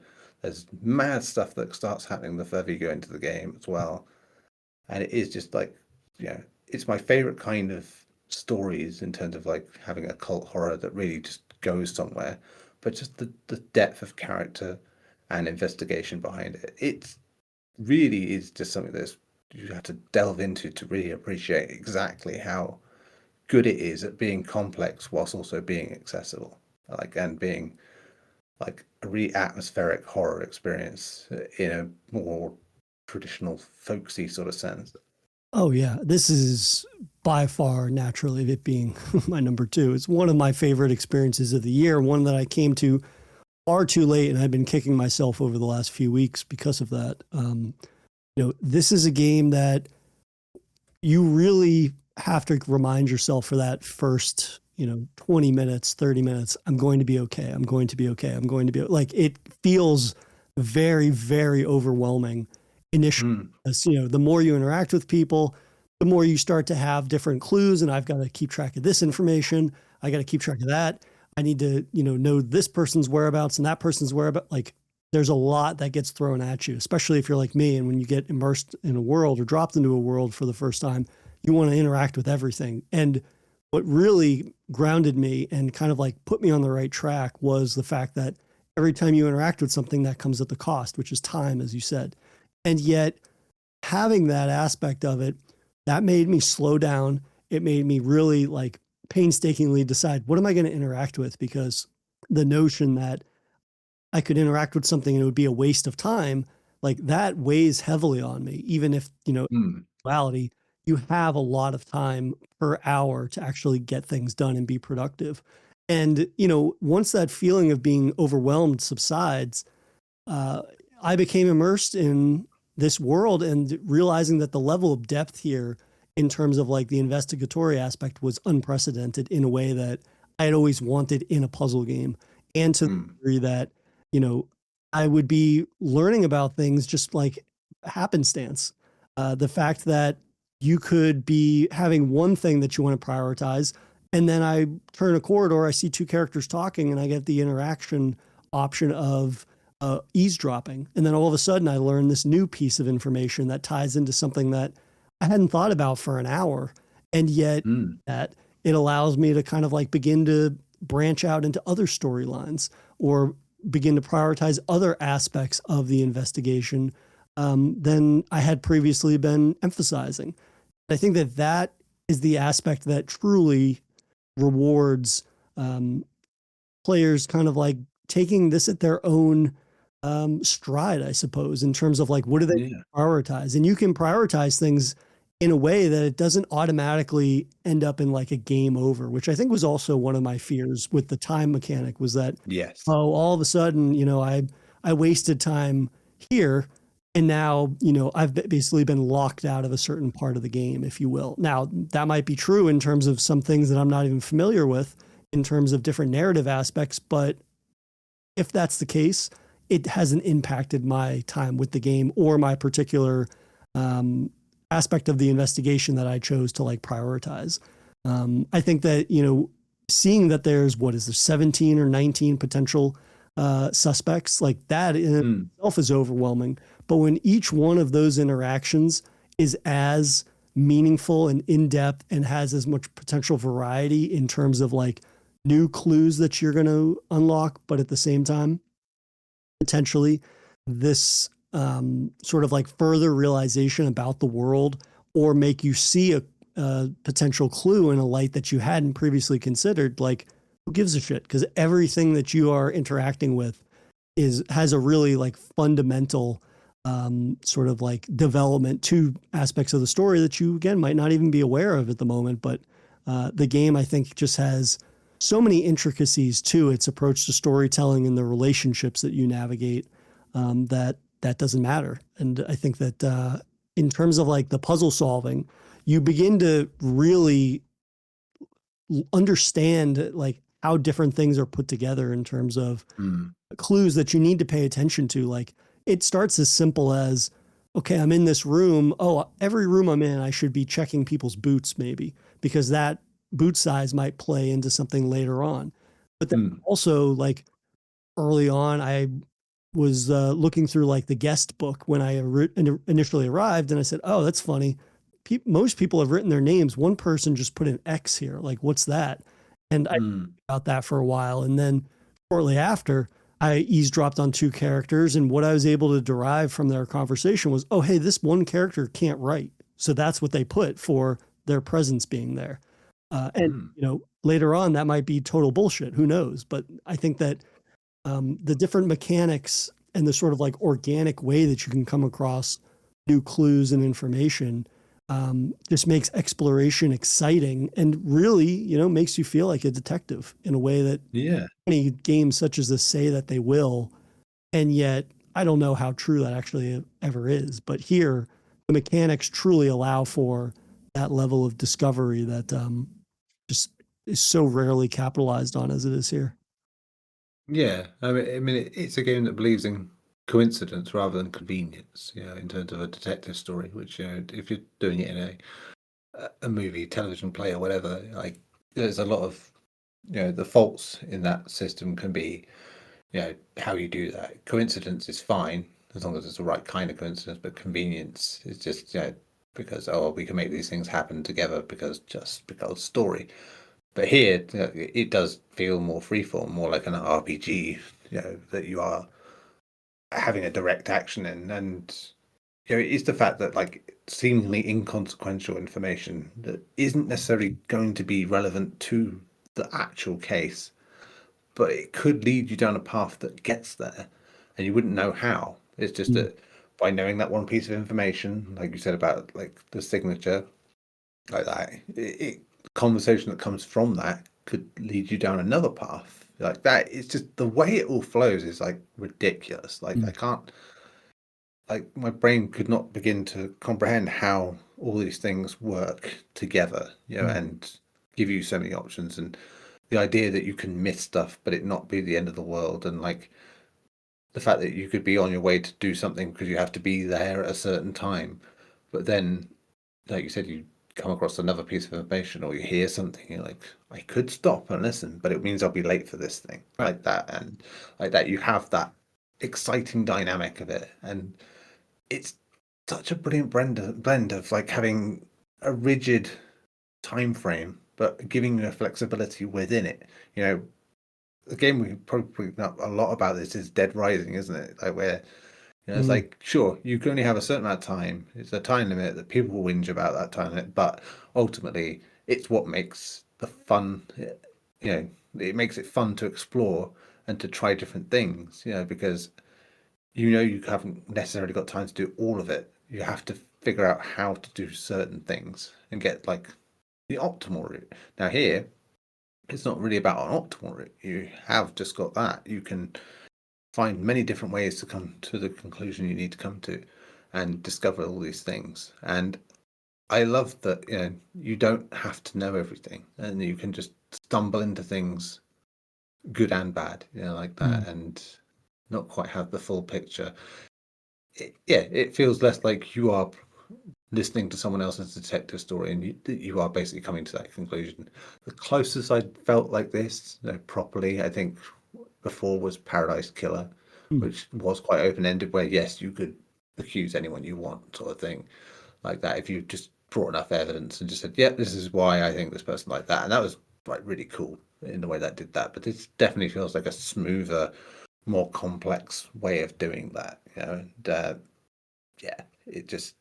it's captivating. And like I said, in terms of like having this occult kind of horror, the best thing is always when you are having a protagonist drawn into something where ordinarily be like, well, why would they be drawn into this? It's like, it's the compulsion to discover, and you are put in those shoes brilliantly, and as a result it's like a role-playing game. Absolutely, it's a role-playing game, and a surprise one at that, but a fine one. And it just, even after playing it, it was like stewing on it, and the things I did and how in it I felt. Again, it goes back to that thing we were saying with the Drifter, about like feeling like you're having a book sort of page turner thing, but being in control of it, but in a very different way, but it's there.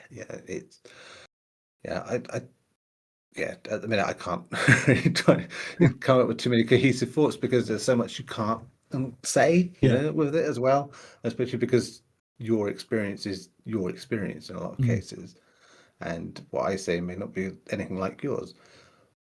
So the best thing I could say is, like, over the holidays, if you've got time and you want to play something like a bit slow paced but with a bit of urgency that really gets your brain working, this is a great game. Like, and with that nice horror aspect to it as well, it really just sort of drag you in the way that it should.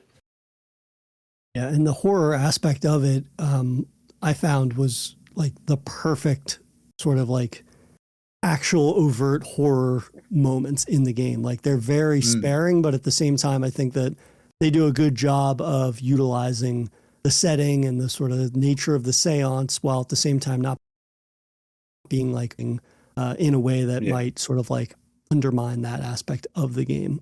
So, you know, who's to say what you'll see occasionally when you turn a corner in a part of the building that you've already investigated. There's a couple of moments like that that really do a good job of, I think, being unnerving. And, you know, to your point about, you know, the pacing of this game, I thought it was just perfect because of the fact that, you know, it really is the player gets to decide what they prioritize. Time, like every single thing that you do, even if it might not play out the way you imagine it will, it might open up a whole new avenue in terms of the investigation or just in general, like the player's approach to how they approach an investigation, which I think is like, again, the best type of detective game that you could have, and one that like reframes your thinking for how you should be thinking about the clues and whatnot and the various players involved. So, yeah. So, but I think that's enough words on this for now, and we should definitely get to your number one now as well, and which is obviously another game that was on my list as well. Yeah, and that would be Look Outside, a game that we chatted about earlier this year. God, March feels like it was a million years ago.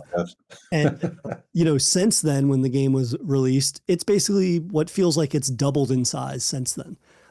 You know, the amount of content that's in this game was already staggering upon its release, but, you know, Francis Colombe has just been, you know, every single night, it seems, on Twitch, he is either playing through a game that he has art in for, or it's quite literally just him in, you know, whatever he does his pixel art in, just creating new monsters and refining things and talking about that process, because all this guy does apparently is work, because the amount of monsters has basically is, you know, I don't have the official figure here, but it feels like it's doubled, not just in like casual monster encounters, but like these gargantuan body horror freaks that, you know, will make you have to grind in new ways and figure out new strategies and tactics to fight. I just think that, you know, while I talked about a little bit the monster design in Total Chaos, those are my favorite monster designs from a gameplay perspective. But Look Outside, I think, has the best art of any game I've played this year. And I would say it's got some of the best pixel art of any game because of the fact that, you know, there's so much of a body horror influence here that really is like leaps and bounds more disgusting than anything you've played this year, but let alone, you know, other games that utilize body horror, because there's so much unique design here that draws influence from basically like the victims of whatever this event is that's changing people into monsters. And I think that that ultimately is like what informs the best approach to monster design, in that you can have a variety of monsters that are clearly human based, which is the brunt of the first types of monsters that you'll fight in Look Outside. But what is so key about that, and what makes the approach to the art design here so special, is the fact that all of those monsters have retained part of their humanity. They are not, you know, just monsters through and through. You are going to be interacting with creatures that, you know, they might even still speak to you like a normal person, but then they turn around and they reveal to you this horrific body horror mutation that's gone on with them.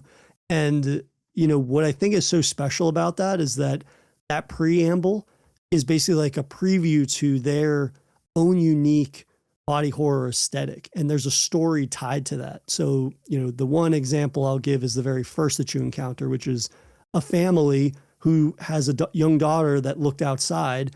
She mutated and changed, and then she bit the rest of the family. And now all of the family has been mutated, and their affliction is teeth related. So like one person basically opens up their trench coat and they've got a bunch of mouths on their stomach that formed, or one person has like 3 mouths, or one person has a mouth that runs the course of their face all the way down to their legs or something like that. And, you know, each one of them regales you with what happened to them, and the fact that, you know, they describe what happened to them before they show you what happened to them. And that in and of itself is like the best approach to horror, right? You know, it's basically we always talk about, you can hear the monster before you see the monster, and basically having the exposition be told to the player through text and then seeing the horror that is when it's actually fully revealed, I think is one of the great examples of what Look Outside does so well and perfectly, in my opinion.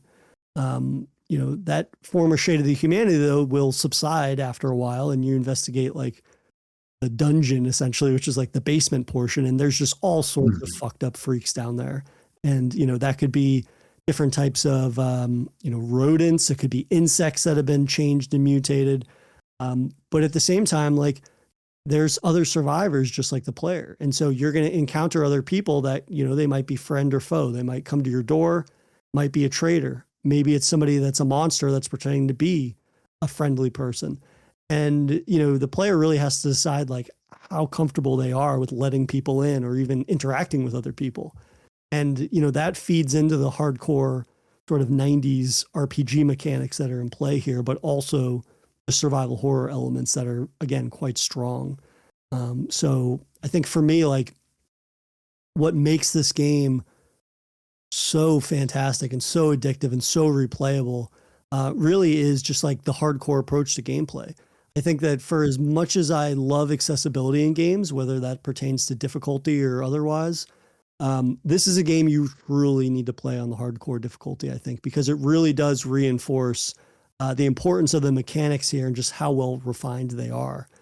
Because you get this basically like bar at the bottom of a screen that says like the longer that you're in danger, the more XP you can gain and the sort of like bigger rewards you'll get. And so the game pushes you to leave the safety of your apartment, which is impregnable. But then in that, you might face monsters that it could seem like, oh, well, this isn't a boss monster. I don't have to think about this. And then all of a sudden you're down to, a couple of health points, and then you just lost your entire run basically for that character. Or that life, basically. And I think that there's so many little mysteries and stories to be uncovered anecdotally in Look Outside that really feeds into, we were talking about the time distinction in the Silence of Blake Manor. Here, you've got 2 weeks you have to survive. And everybody's 2 weeks might look differently based on how comfortable they are with exploring and, what kinds of little side stories they chose to pursue. Are you going to find out what's going on outside in the world? Are you going to, help this random side character and see what that opens up narratively or just from a gear standpoint? And I think that that's kind of just the overall beauty of Look Outside, is that it's a game that the more that you put into it, the more that you get out of it. And as I said, for a game that currently we're recording and people will have a chance until January 5th, this game's on sale on Steam. This is marked down from what is already a steal of $10 to $7. And it's got a plethora of content that you will not see all of it in your first playthrough. So for those reasons and more, like, I can't recommend this game enough. And, it was my number one. It was your, I believe, what was it? 4. Number 4. So that's the type of thing where it's like, yes, this comes highly regarded. And like several games on this list, we did a full featured episode on it, which now I don't even know if we did it justice based on all the new content, but, clearly this is a game that really grew in the subsequent months and only got better. So those reasons and more, that's why it was my favorite game of the year. Yeah, and understandable. I think even when we were recording that episode, it was very clear that it would be a shock if this game wasn't in contention at the end of the year. Like it felt like it was a top 5 from the get-go. And just shows you how much the competition has evolved since. I think that we've got games around that close, or in my case, games just ahead of them. Yeah. And it goes back to what we were saying, like with horror and RPG mechanics, and like as much as like high fantasy and sci-fi are usually like the coziest of bedfellows with RPG genre. I think the horror genre with that has always been a good fit too.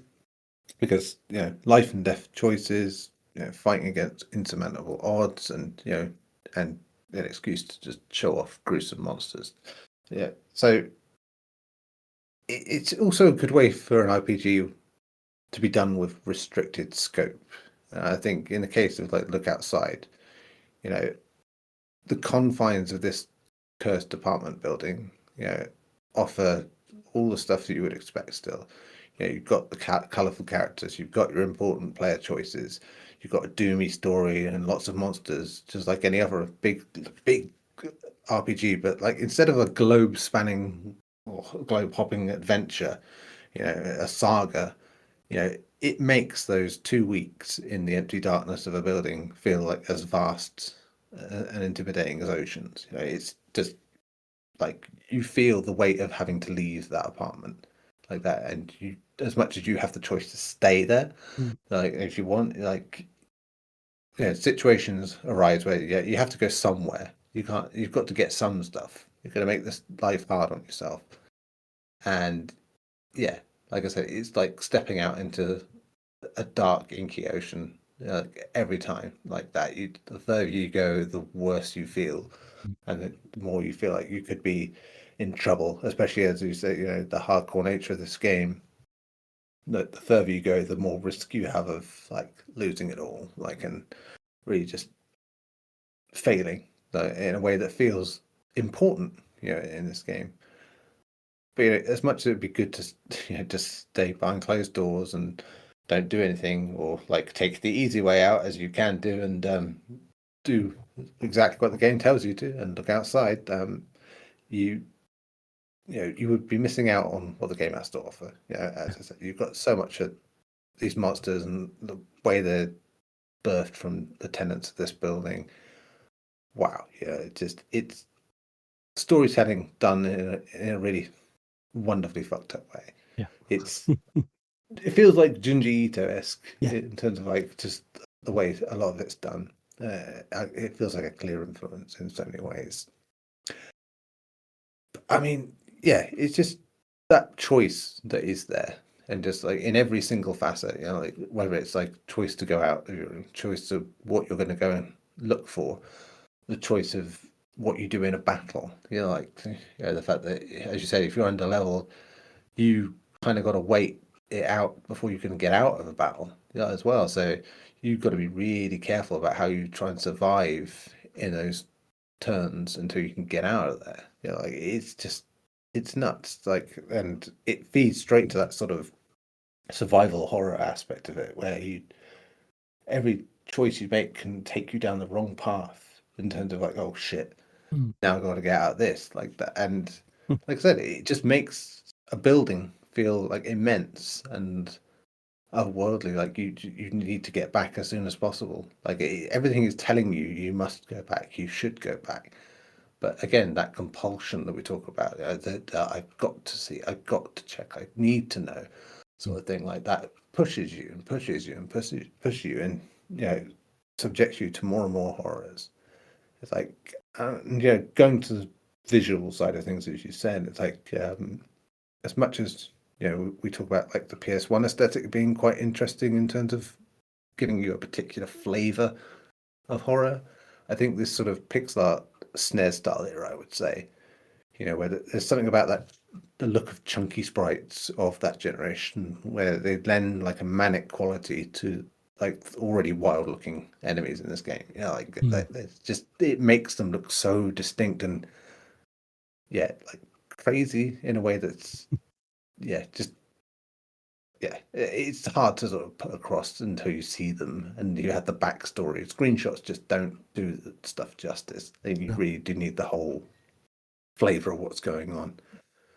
It's a fantastic game. It's doing a retro thing, obviously, in terms of like its structure and what it is, but in a way that doesn't feel like it in terms of the scope. Like the scope of it just feels like an old school RPG would win back in the day, where it would feel like you were playing like the biggest thing, like intimidatingly so. Like it feels difficult, it feels immense, it feels like the challenge is way beyond your means.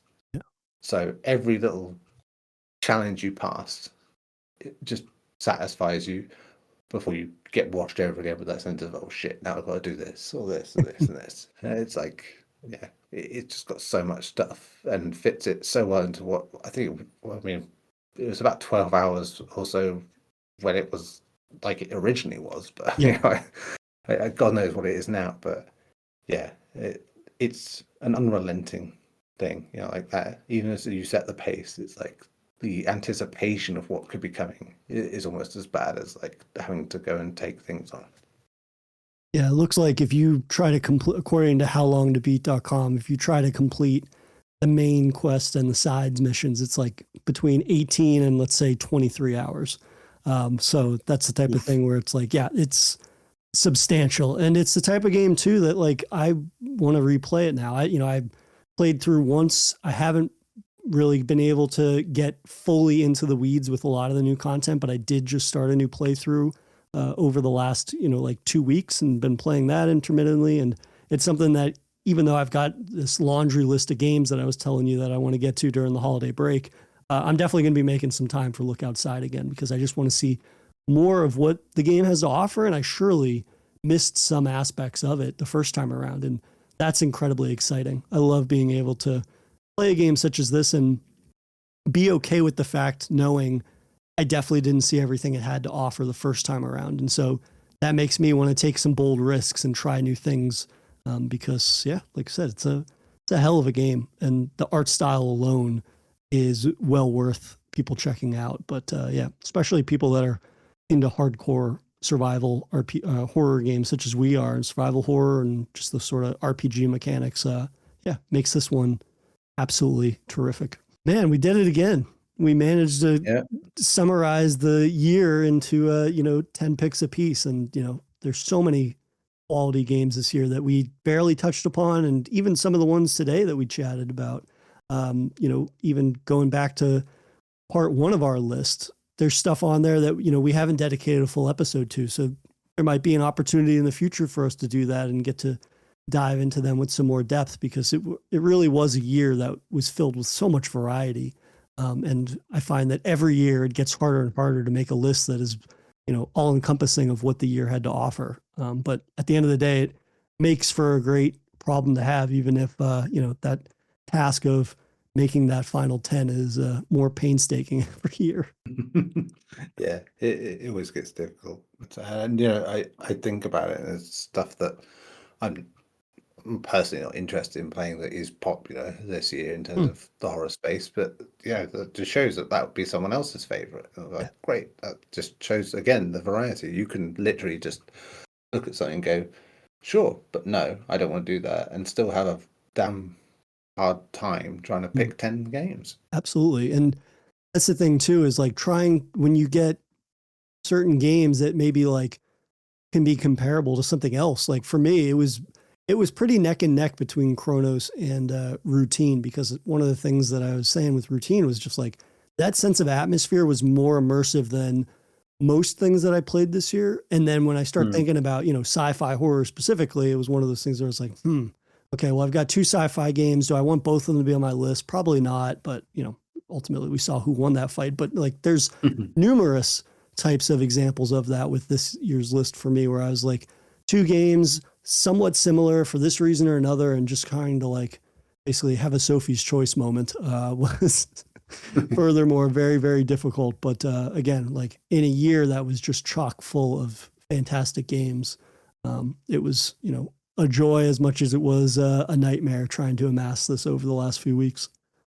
Yeah, and like I said last week, it's like at the halfway point of the year, I wasn't really sure of anything in terms of like games for like game of the year stuff beyond the stuff we mentioned. Like stuff like Look Outside was obvious, but that was mainly because at that point like, well, doesn't feel like there's much else like that, which wasn't true. Obviously, it's just a case of like when you come to stuff, and it's the amount of stuff that I think we've both sort of ended up getting into in the second half of the year has just been wonderful, sort of reaffirmation of like what's great about covering horror games. Yeah, in a year that was so up and down for the industry, I think it was great still to see like so many indie games be represented, in our final lists, right? It's the type of thing where it's like, I love that despite how turbulent development has been, and clearly as our lists, my list definitely reflected, yours did as well, like the censorship going on with the creative process, and yet these games are still able to find audiences and still be lauded both critically and also just in terms of like fans and cropping up around that. So I think, it's one of those things where at the end of the day, if they make it and they find an audience for it, it still has some ability to thrive in such a competitive and seemingly more and more with every year that passes, difficult industry to not only break into, but to survive in. So I think it's just great the ways in which we're able to kind of get the word out more and more about certain games that don't have these, $1 million marketing budgets, which seemingly is becoming the norm for so many. Yeah, and that'll be it in 2026 again. Yeah, we will still be trying to cover the breadth of these things, and have everything from the tiny experiments to the colossal big hitters. I mean, how can we not? This podcast itself should be celebrating its 5th anniversary at the same time a certain survival horror franchise is having its 30th, because of course we started with that 25th anniversary of Resident Evil back in the day. So we'll probably be going back to that well that we have got so much water from in the past. And in what ways, we don't know. But for that alone, early in the year, it's going to be a nice pace setter. Absolutely. It'll be nice to find our footing in the new year, maybe revisiting some games on our list that we didn't get to have a full episode for, but at the same time, as you mentioned, those milestones and whatnot. But yeah, I'm excited to see what 2026 has in store for us. It's going to be an exciting year, no doubt, for horror, just like this year was in the subsequent years before it. But I suppose that only leaves one thing, my friend, and that's to say to you for the last time in 2025, as always, it's been a pleasure chatting horror with you for Safe Room. I will say as ever, back at you. Until next year. Thank you for listening to another episode of Safe Room. If you've enjoyed our horror discussions, please rate and review the show on Apple Podcast or Spotify. For show updates and additional content, you can follow us on Twitter, Blue Sky, Instagram, and YouTube at Safe Room Pod. Additionally, you can join our Safe Room Podcast Discord to chat with us and other horror fans about the genre we all love. And finally, you can send emails to saferoompod@gmail.com if you'd like to share your thoughts on a game we have or are about to cover. Thanks again for listening, and be sure to check out our episode of Horror Bites out this Thursday. And until then, we'll see you guys for a main feed episode next Monday.